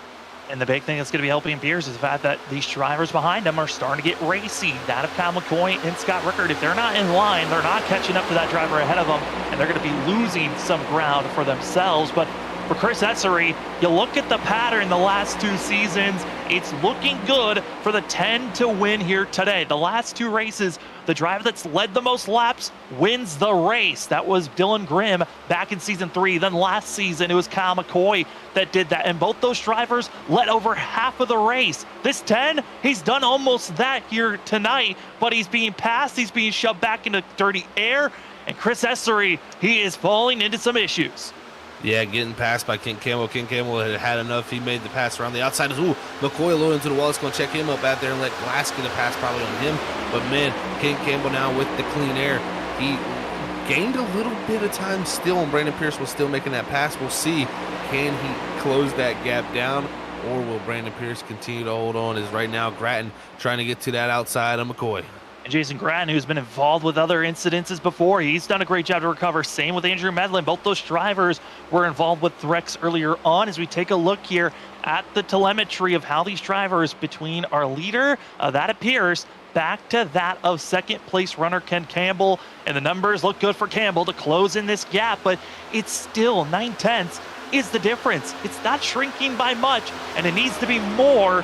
But I guess we still got a little bit of time. Those last 10 laps is when the key factor is going to be there if Campbell's going to catch up to Pierce.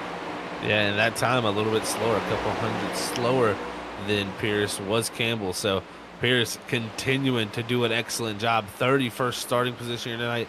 He might have pulled a blinder here on everybody and said, you know what, you didn't think about this. 2 tires was the way to go. And I can tell you, you know, previous experience here, even at Freaky Fast, we've seen races where guys have took 2 tires in this next gen car at this same auto club track and actually found pace again. So this could be falling in line with that, and it could be, again, those 2 tires really helping the balance of that car and kind of helping them get a little rotation, because again, that time right there, much quicker than the guys behind them. Yeah, I mean, if a track naturally just makes the car tighter and not want to turn, taking 2 tires will help with that rotation, like you said there, Zach. And the driver that's loving it is Brandon Pierce. 1.1 seconds, almost 1.2 seconds now is going to be the gap between first and second place. It's growing, but the big thing to watch out for, there is a cluster of drivers around 20th place, and it's the drivers that are on the older tires, Zach. They're going to be almost 4 wide at times going into turn number 3. If we're going to see a wreck, it's going to be this group that are trying to stay 3 wide at all times. Oh, and Offerman there going to make some contact on Cornwell. He luckily holds on to it there as they got so heavy racing. They're going to make a little more door contact down the front straightaway between him and the 20 machine of the 22 and the 20. You also got the 31 there. But this group, like you said, if there's going to be a caution, it's going to come right in this group. And these are a lot of guys who didn't come down on that last pit stop. Yeah, they're the ones that need a caution, and they might be the ones that bring it out. They got to hope that if a caution comes out and it's the drivers around them, that they're not involved, because you don't want any type of, you know, aero issues with the door banging that we've been seeing from that. Oh, no, they're wrecking ahead of them. Timmy McNally slowing down, no. And drivers ahead going to be bringing out the yellow. And it was contact between Timmy McNally and Will Bustler. The 88 kept it straight, but he was so far sideways, the yellow comes out. Wow, that is so interesting to see, and the timing of this going to be so critical. Can Brandon Pierce hold off this group behind them? Will the new tires that are about to come down pit road and get 4 tires have a chance here? This is about to get super spicy, folks. Oh, this is easy. For those that just got this yellow, the game's on. That's going to be watching out for Thomas Ogle, Aaron Hale, Cameron Sarton, Hess, Chavez, drivers that really haven't been factors at times here tonight. They were placed in the perfect strategy now, because when we go green, it's going to be around that 10 laps to about 9 laps to go. And Zach, we saw those drivers that came in kind of in a similar state before. They were able to find themselves getting up front, making the pass within 3 to 4 laps. It should be a pretty easy move as well. Speaking of easy move, stick with us after the race. We're going to have the post-race interviews with our top 3 drivers, get their thoughts on tonight. And I got a feeling, Zach, they're going to have a lot of things to talk about after this one. Oh, everybody better get ready, because just what you said, Sam, is hyping me up, man, because right here with these new tires, they're going to be able to fly through this field. This place also super wide. This is going to be one of the best tracks to have new tires. It's going to open up the door for a lot of things to happen here, folks. Let's ride with them, and it's going to be fun, man. As drivers are coming into pit road, this is going to be one of those races where if you haven't already, you got to share this stream out, because we've been seeing 2 wide, 3 wide. Well, we're going to see 4 wide on this restart. Drivers are going to have to attack. And Zach, what makes it even better, we're now going to be in that 10-lap window. There is no saving tires. It is aggression right from the start. Yeah, this is when that green flag drops back here for this restart, there's no holding back. There's people that have lifted for gaps earlier, you know, when people slide up into that outside lane, they're not going to be lifting for those gaps. They're going to be driving through those gaps, trying to make their own gaps. And that's when you end up with some carnage, some mayhem. And, you know, that's what these guys on the older set of tires now are going to have to hope. They're going to have to hope this group here gets held up, gets a few wrecks here, possibly even to slow down their progress, because if we go green all the way to the end of this thing, I don't see no way that new tires don't get up to that top spot. Well, I talked about how the fact that he probably didn't want to see that yellow come out for a multitude of different reasons. We're going to wait for a leader to make this decision, but Brandon Pierce is probably the driver I want to talk to the most. We're going to wait for the drivers to make their decision on where they want to be placed on track. If he wants the high line or the low line, and it looks like you might be choosing the high line, but this 38 going to be the factor here, Zach, of where does he go if he's going to find himself into victory lane, and obviously wants to find himself into victory lane, but this is going to be a very tough run if he's going to get himself up there, as we're actually going to be bringing up our leader, the 38 of Brandon Pierce, up into the booth. Brandon, it's Sam and Zach up here. Man, how are you feeling right now? We know you took the 2 tires, but how are you feeling about this restart? Going to be that of 11 laps to go. It's going to be crazy. It's going to be really hard. Basically impossible to break the draft on these guys again. Wasn't happy to see that caution. I was pulling a gap, but it's going to be crazy. You're going to see dive bumps and slide jobs, and we'll just see how many more laps we get here. Good luck to you, Brandon, out there, man, and hope you're able to hold off that field, bud. All right. Thank you very much. As that's going to be our leader right now of Brandon Pierce, is trying to go for a win. 2 tires was the call for himself, Zach, but that was 18 laps ago, about to be 19 when they come across the line on this restart. It's going to be a tough restart for these drivers. Those with fresh tires going to be mired all the way back to 16th position. Aaron Hale, Thomas Ogle, Cameron Sarton, and Andrew Hess going to be those first 4 or 5 drivers that are getting ready to go through this field. But up front, Brandon Pierce going to hope that he's got the tires to hold on. Then you got that of Ken Campbell, Rickard, Essery, McCoy, Grattan. Can they defend the fresh rubber that's coming? Green flag is out of the air. The next level racing California 200 is green. 11 laps to go, and they're already bumping, diving, and jiving, heading down into turn number 1.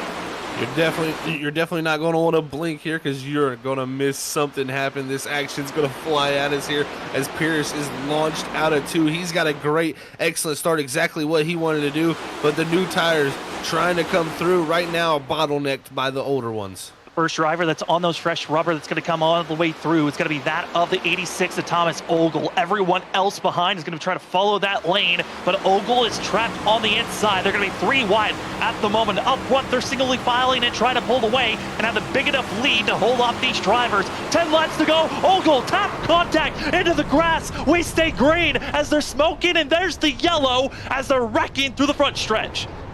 Oh man, and that is majority of the guys that were on brand new set of tires, and they really weren't making up too much ground. It just got so stacked up there with the difference on tires that something had to happen, and that major incident just ensued.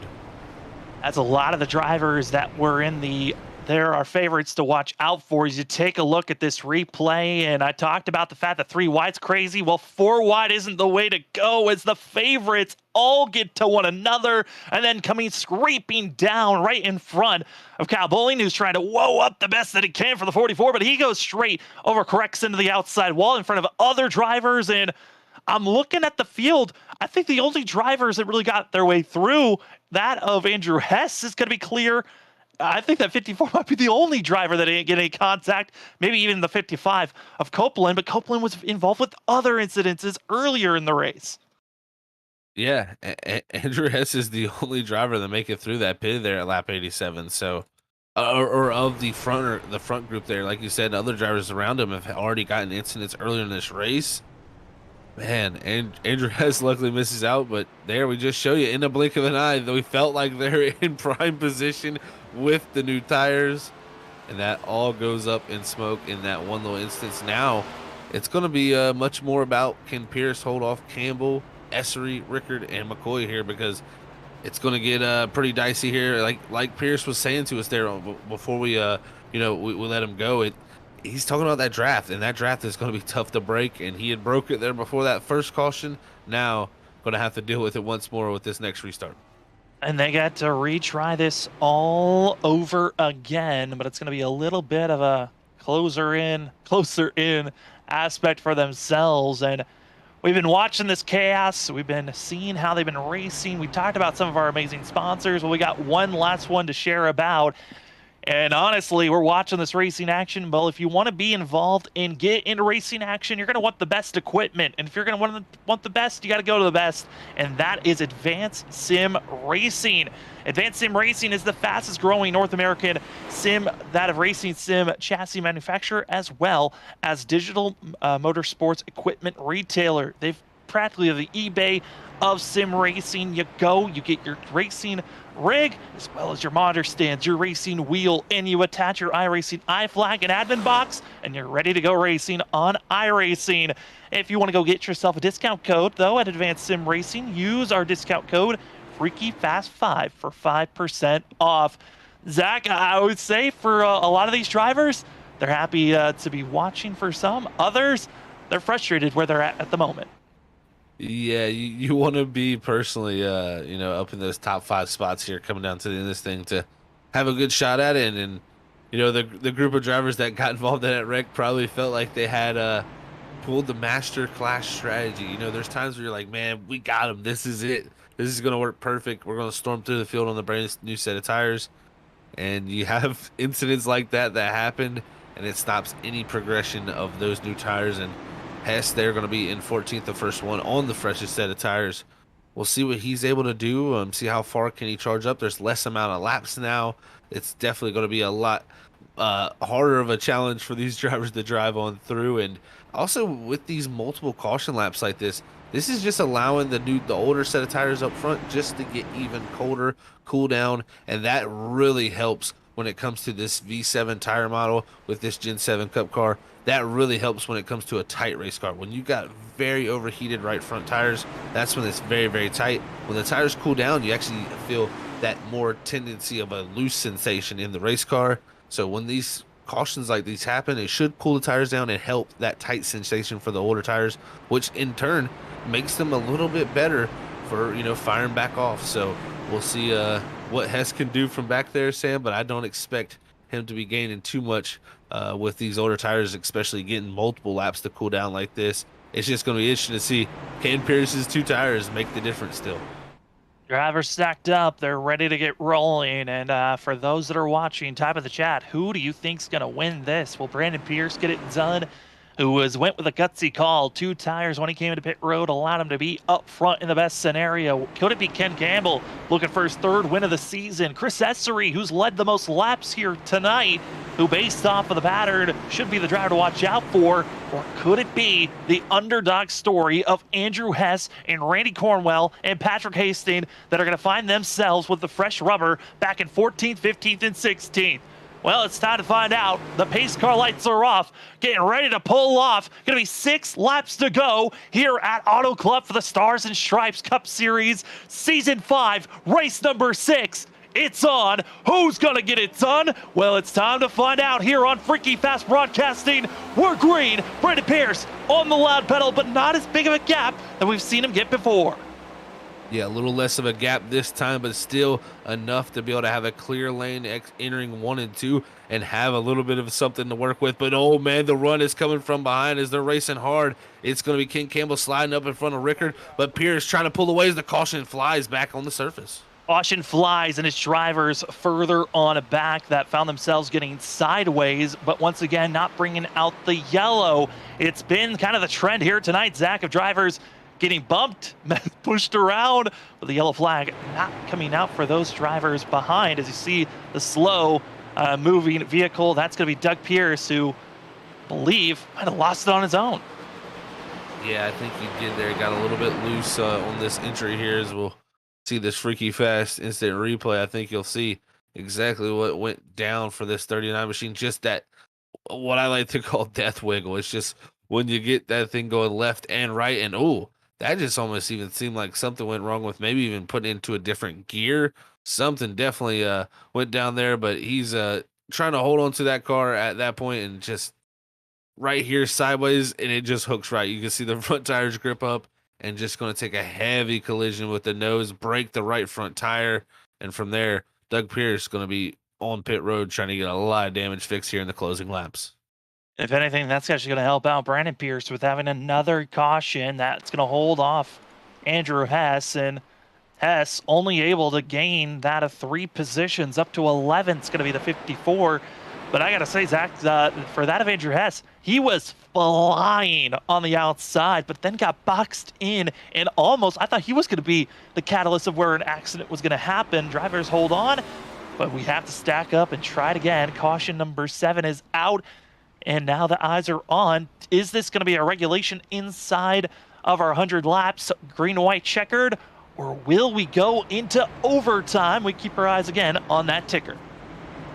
Yeah, this is it's getting aggressive time. So I mean, we've seen all night 3-4 wide. You know, it's happened again. We might see that 5 wide moment come out here in the closing laps though. So it could definitely get down to it. And Brandon Pierce has done a great job, man, with those restarts right here, getting the gap that he needs to, really have a calm, cool exit coming off a 2.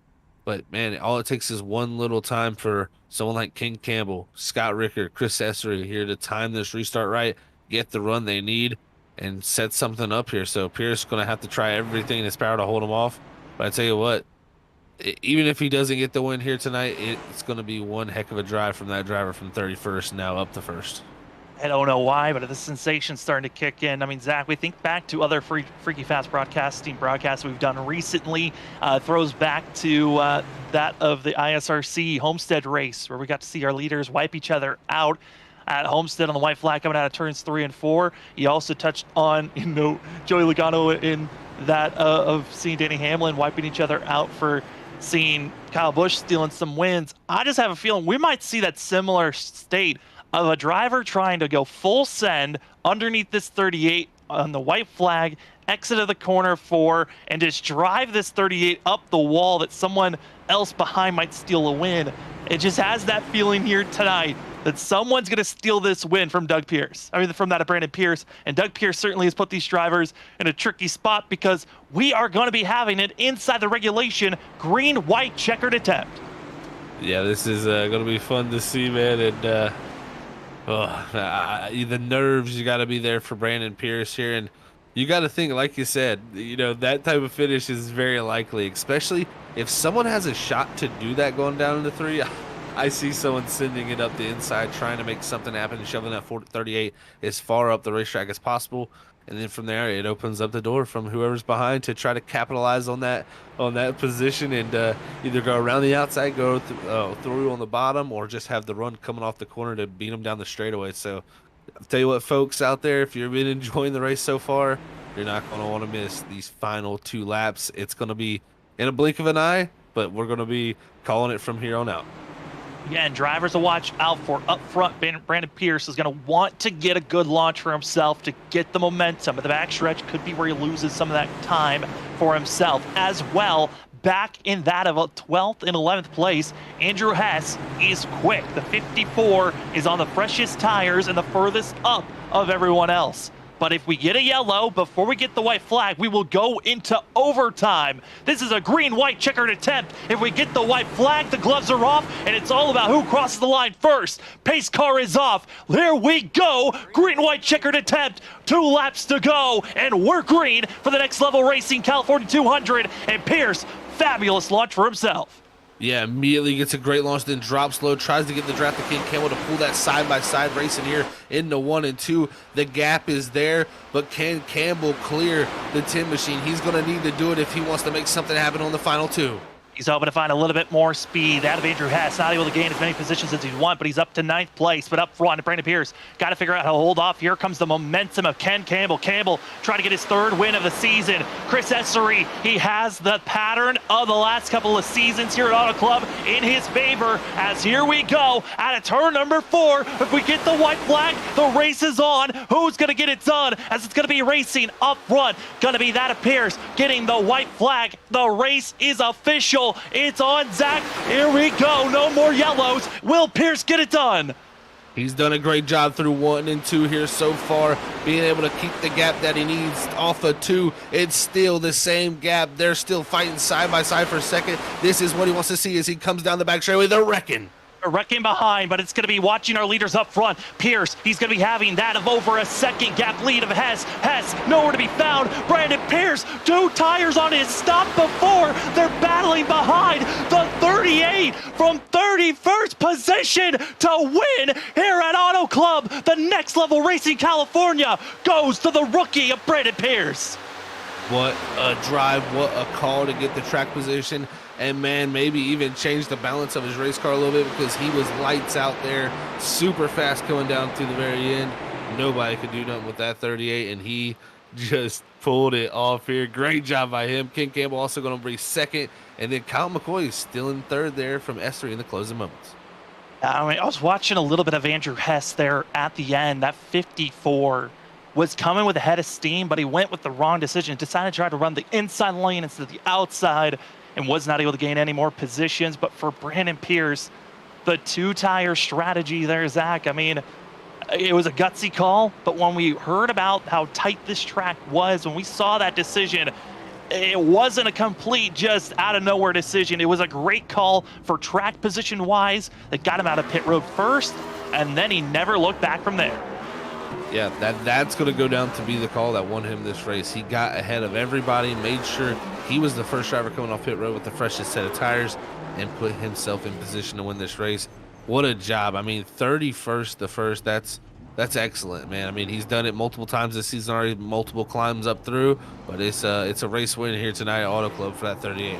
Don't need overtime. We kept it inside of regulation, and we needed a green-white checker to get it done. The 38 of Brandon Pierce gets to burn it down, but we're going to step aside for a quick moment. We come back.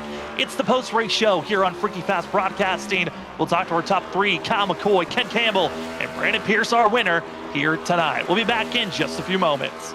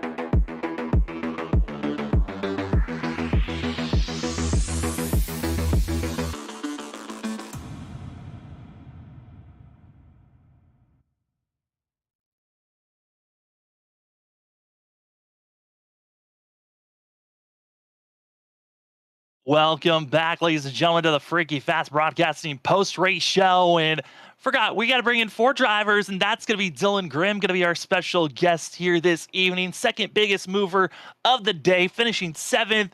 Dylan, it's Sam and Zach up in the booth. How you feeling after a 7th place finish for yourself? I'm feeling really good. I really needed a top 10 after a couple bad finishes this season. Well, Dylan, it was definitely a good finish for you there, man. But take us through the middle portion of that race. You were right in the mix of all that crazy racing that we got to watch. I mean, it was 3-4 wide for the majority of this race. Yeah, it was chaos, especially when later in the race when some guys stayed out and some pitted. It just in the middle of the field there, it created a lot of chaos, a lot of 3 and 4 wide racing, but somehow I was able to get through it and get a solid top 10. Dylan, we're going to that of Kentucky, the next race we go to. How are you feeling about this next race that's coming up? Kentucky hasn't been too bad of a track for me. I don't think I've tried these next gen cars on it yet, but um, hopefully it goes well for me. Well, Dylan, before we let you go, the floor is yours for any shout outs. Yeah, I want to shout out Nate and everyone who puts on this league. They do a great job. You guys in the broadcast booth, and my papa for spotting for me. That is going to be fine at the 23. Dylan Graham finishing 7th here today. Congratulations on the top 10 finish, and good luck to Kentucky next week. Thank you guys. As there's our special interview, and now we go to our top 3, where we start things off with 3rd place finisher, that of Kyle McCoy. And Kyle came away with 3rd place finish for the 7, but Kyle, it certainly didn't seem like it came easy. How was it though while you were driving out there at Auto Club? Oh man, yeah, I made it real hard on myself. I don't think I hit my pit box once tonight, so that was a hurdle we had to overcome. It was really fun. I hope you guys enjoyed watching it because it was fun when we were green back there. Obviously, we had a couple cautions at the end. It's gonna happen when you got these late race restarts and these cars all bunched up, but it was a ton of fun. Car was tight. Brandon made a great call there at the end and kind of got him ahead of the rest of us hooligans with four tires. So it was a fun time. Well, Kyle, I tell you what, buddy, it was great to see you bounce back there to 3rd, man. Definitely, we saw the pit struggles there for you tonight, man. But fortunately, able to bounce back there, like I said, to 3rd. You know, it seemed like the lead was so crucial tonight. Whoever could get out front was really tough to pass. Was that the case? Yeah, I mean, it seemed like it when I was out there out front in that first run. I was kind of taking it easy, to be honest with you, and I think I was just getting ready to drive away when that first caution came out. So, what could have been, right? What ifs? Always fun to play that game. But yeah, the lead was tough. It's really hard to pass on the bottom after a few laps. You got that train rolling, and I felt like we had that with the Gen 6 car also. But it was harder in this one because of the tighter setup and more off throttle time. You couldn't really like full throttle right rear your dirt track your way around the corner. So you kind of had that working against you, which was tough, but that's okay. That's how it goes. That probably created some pretty fun stuff. Might have created a couple of wrecks that way with people trying to hold. I about took poor Chris Essery out on that second to last restart trying to hold on his bottom. It's tough to do. So that made it more difficult for sure. But still fun racing. I felt like if you stuffed it down the bottom, you could still make a pass. It's a fun car to drive here. Kyle, compared to last season, you've had a lot more consistency up front this go around. How does that feel knowing that you're further up in the points than you were last season? You're not in a hole that you're trying to dig yourself out of going into the rest of this regular season. Yeah, I mean, with all the talent influx that we had coming in here, my goal was to put a string of races together, right? And so that's what I told Nate, my teammate, and Brian when we first started. I was like, man, I just want to finish consistent, put some top fives on the board. Don't be messing around in 15th in points because if you don't get a win, I mean, never say never, but you don't want to end up in that position. So yeah, it's nice to put some runs together. I feel like none of them have come out. I was hoping they would happen. I mean, my best race was probably Texas, and I took myself out in a pit entry there. And then after that, I mean, I've had kind of a lot of different things go wrong during the course of a race, and still managed to pull out some top tens and good finishes. I've been on my trash laptop setup for a couple weeks. It's been one thing after another. So I'd like to get more consistent in my actual physical racing setting, but to come home with consistent finishes, that's what I was about this year. Like to put that win in the board at some point. I felt like this was an opportunity that I kind of threw away tonight. And the next one I don't feel like is going to happen for a while. So we'll see what happens. I'll try to keep stringing these finishes together, and we won't have to worry about it. So. Well, you certainly have been consistent even outside of your regular element, but you certainly been doing well, Kyle. And before we let you go, the floor is yours for any shout outs. Yeah, first of all, shout out to my teammates. I think this is the first time we haven't had 4 guys here this year, which is a new thing for Brian Brissett and I. We like having 3 extra teammates, so that's fun. Shout out to Nate, Mike, and Brian, my teammates at Cyhawk Motorsports. We got some fun things coming down the pipeline. We kind of got a little ISU Iowa rivalry going on there, so we got some fun sponsorships and things planned in that regard. Shout out to you guys for putting on great broadcasts. I hope you enjoyed this one. I feel like there was some good racing throughout the pack, and you guys always do a fantastic job. I'm always sitting there watching after the race is over, so I'm going to be excited to go back and check this one out.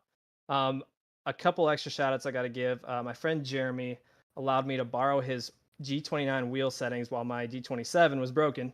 So that was huge. That was clutch. I couldn't have raced Coda or Richmond without him.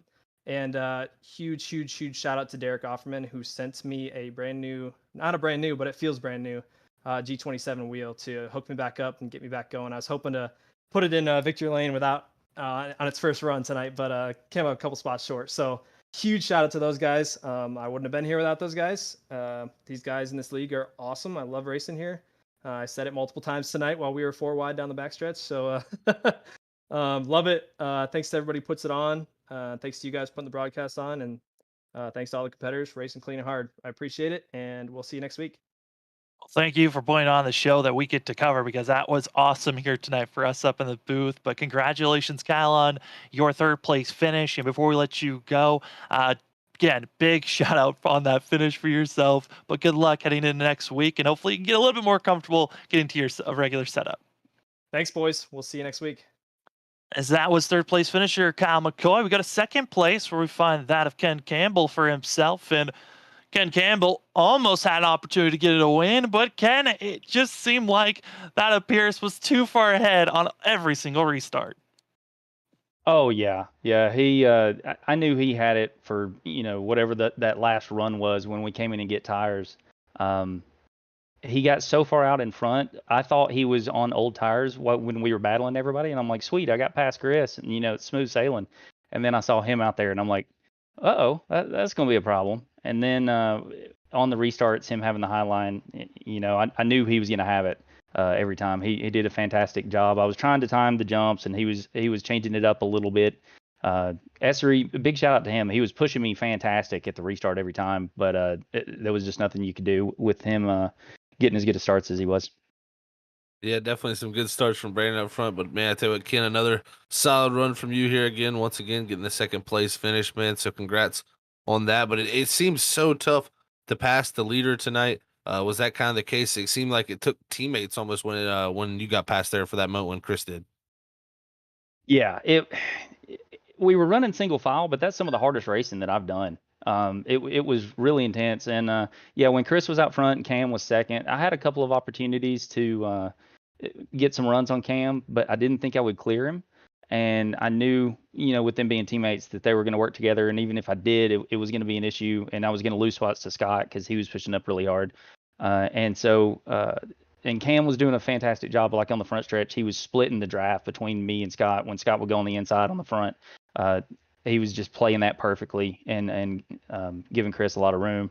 And then I was finally able to pass Cam, and so I split them up. And then it was like, well, I'm kind of stuck here, because then if I go ahead and pass Chris, I'm just going to put them right back together again. I didn't think I could pass him, but B, even if I did, I'm putting them together and I'm just a sitting duck. And so it was very frustrating just seeing first place all night. I saw it with Chris, and then I saw it with Brandon, and it was so close, but yet so far away all night long. Gotta say, Ken, tonight was certainly a race where we didn't even know who was going to get the victory at the end of the day. Those final couple of restarts got us chaotic, but going into this next couple of weeks, how are you feeling about going into that at Kentucky next week? I don't have a lot of experience at Kentucky, honestly, and so I'm gonna have to do a lot of work during the week to find the line. I know it's an offline, it's not a standard track really, and so looking forward to putting in the work and seeing what I can come up with.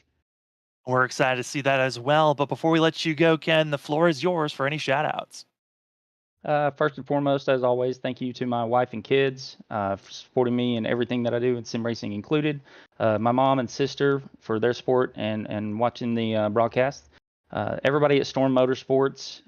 It was a rough night tonight with Ross getting taken out early, but Marty and Chris Wade did a good job staying in. I know Wade got caught in some stuff early, but stuck through it. Team sponsor BG Construction, car sponsors Under Armour and Netflix. Will Bustler for the paint, making sure I look good when I'm out here. Everybody in the league, it's a lot of fun. Great guys and great competition, and you guys up in the booth.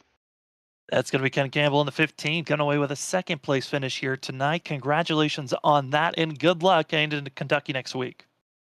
Thanks, yes. Let's go from second place. We go to Victory Lane, where we find ourselves the rookie that came in and stole the show here tonight with a 2-tire pit stop. You got a Brandon Pierce up in the booth. Brandon, you got it to work. We talked about how that, you're going to need some good restarts, defend everybody. You got it done. Congratulations. How are you feeling after getting the win here tonight? I'm pretty pumped. There's a lot of talent, driver talent here in this league. These guys can wheel these things. So to be able to come out on top, I feel like pretty decisively, even with all the restarts, it's a big confidence boost headed for the rest of the season for sure. Yeah, Brandon, that was a great call there. First of all, from you, man, for the 2 tires to get yourself out there in that lead. But it even seemed to be, man, it almost made you quicker. It seemed. How was that kind of like the plan going into it to maybe even help the balance, or did it even affect the car? You hit the nail right on the head there. So it was for the balance. I'm not real good friends with a tight race car. Me and it don't get along. It's hard for me to find the speed for it, and being, the fixed setups, there's not a lot you can do on pit road. You can take 2 right sides to loosen up, 2 left sides to tighten it up. So I took the 2 right sides, tried to get a little bit looser of a car, and it was driving like a dream. I mean, you saw it there before, the string of cautions. I was pulling away from the pack because I was just able to rotate it through the center better. Brandon, congratulations again on this win. You didn't qualify as well as you wanted to, but going through traffic and getting yourself into a position to go with that tire strategy pick and going with the 2 tires and getting the win ultimately, how was it for yourself, though, getting through this traffic that looked like it was a mess at all times? It was. I mean, you constantly have guys going 3 wide. There's so much room on this track; it just invites it. Definitely didn't have the qualifying that we wanted. About 3/10 slower, 4/10 slower than I was able to run in practice. So it was basically just save your tires, take it easy, don't put myself in a bad spot, and take it as it comes. And it worked out. Got me in a good spot. Was able to make that call there on pit road to get me to be the first car on fresh tires, dice through the field, and get away. When you certainly did. Congratulations on that. And Brandon, before we let you go, the floor is yours for any shout outs. Yeah, big shout out to Triad Racing Enterprises, Stint Analyzer, Sousa Media. Great sponsors of mine. They're always helping out, helping me push the team. The Iowa Motorsports Incorporated, all them guys really helpful in chat, being able to talk through things like strategy, working together. Admins, they put on a great race out here. They do a great job of keeping the racing clean and making it a great atmosphere. And you guys for broadcasting and letting us do what we do. Congratulations, Brandon, on the win. And gotta say, tonight was certainly a special one and a fun one for us to cover. And great job on the win, and good luck. Maybe you can get another one next week. That's be the plan. Thanks, guys. As from Victory Lane, we get ourselves situated. Take a look at the unofficial results for tonight's race. As tonight was race number 6 for these drivers, inching closer and closer to halfway for the Stars and Stripes Racing League. But the Next Level Racing California 200 did not disappoint. Only had to run 100 laps inside that regulation. And Brandon Pierce found himself into victory lane with Ken Campbell in second. Al McCoy going to come away with third, as well as Chris Essery in fourth. Scott Rickard in fifth with that of Jason Gratton in sixth. Dylan Grimm in seventh. Dylan Glass going to be in eighth. Andrew Hess in ninth, with Derek Offerman finishing off the top 10. And Zach, I was kind of expecting the drivers that had the fresher rubber to make a bigger mark, but Hess only able to get up to ninth. But there are certainly a lot of drivers that wish they had better spots to finish at. Yeah, definitely. I would say looking back to guys like Will Bussler there in 12th, even Thomas Ogle, Cameron Sarton there around 15th, 13th, those guys, they were right up in the mix all of tonight, really right in the mix of, for even a race win. And right there, making a little bit of different call to stay out on those tires at that one point, and comes back to bite them there because they get caught up in that incident. So definitely a wild ending, man. But what a great race again. This league always they always be putting on shows. I tell you that much. That they certainly have. And the first 6 races of the season, all so many different types of courses, but we finally get to go to another 1.5 miles, and that's Kentucky next week. And Zach, I think for a lot of these drivers, I think they might be happy to finally get back to something a little bit more quote unquote traditional. But like we heard from that Ken Campbell, it's not something that's the most traditional racetrack. It's really not. Kentucky is very kind of off the wall when it comes to mile and a half. It's especially since they've rechanged the layout of the track. It really shaped it very differently and calls 1 and 2 to be a little bit of a different corner, and 3 and 4 is still very similar to what it used to be, but still completely different in 1 and 2. So it's got a track that has a lot of character, very smooth. It's gonna be very fast, and it's gonna be fun to see is also under the lights too. So. It should be a good spectacle, but man, Auto Club, I can't say enough about this track tonight. It just put on a show. It really did, and I cannot wait to see some of the other leagues that we cover here on Freaky Fast Broadcasting to head to Auto Club sometime soon. As speaking about here at Freaky Fast Broadcasting, we're going to be off tomorrow night, but Zach, we're right back to it. We are going to be having 6 races in a row again, starting with the WSSR Roasted Gems Cup Series as well on Sunday. Going to be the 802 Next Gen Cup Series. Monday, ISRC. And then we've got the Full Send Racing League going to be on that of Tuesday night, with Wednesday going to be for the Wicked Racing League. And then we're right back here for Kentucky. Tons of racing action here on Freaky Fast Broadcasting. And man, this upcoming week, we got a little bit of road course action in between. That we do, man. It's gonna be a good bit of road course action this week. I believe is Sonoma, Coda, multiple lefts and right turns this week, man. It's gonna be fun to watch all of that. And I tell you what, you're not gonna want to miss out, because the battles at those racetracks, they really seem to be, I'd say, the top 2-tier stock car road courses when it comes to that for battles. So definitely gonna want to check that out, folks. It is so much fun racing action to be seen, and you don't have to miss a thing. Remember to subscribe, hit the bell icon to give you notifications when we are live, so you can watch some of the best racing action on iRacing, and all being covered by Freaky Fast Broadcasting. Tonight, it was Brandon Pierce went with a gutsy call, 2 tires at his stop that put him in the position to go for a win, holding off other drivers that thought were contenders to win for themselves. But the biggest mover of the night, the rookie, gets it done here at Auto Club. Can't wait to see what comes next, and that's next week at Kentucky. Mile and a half racing, a very unique track that might bring out a couple of wrecks for drivers. Can't wait to see, and you'll have to find out next week here on Freaky Fast Broadcasting. For myself, Sam Dyer, for Zach Hall, for Robert Moyer Jr., and everyone else that helps us here at Freaky Fast Broadcasting, thank you for joining us. And again, 6 days in a row of great racing coverage starts Saturday night, so we hope to see you then. Have a good one, though, here tonight. See you, everybody.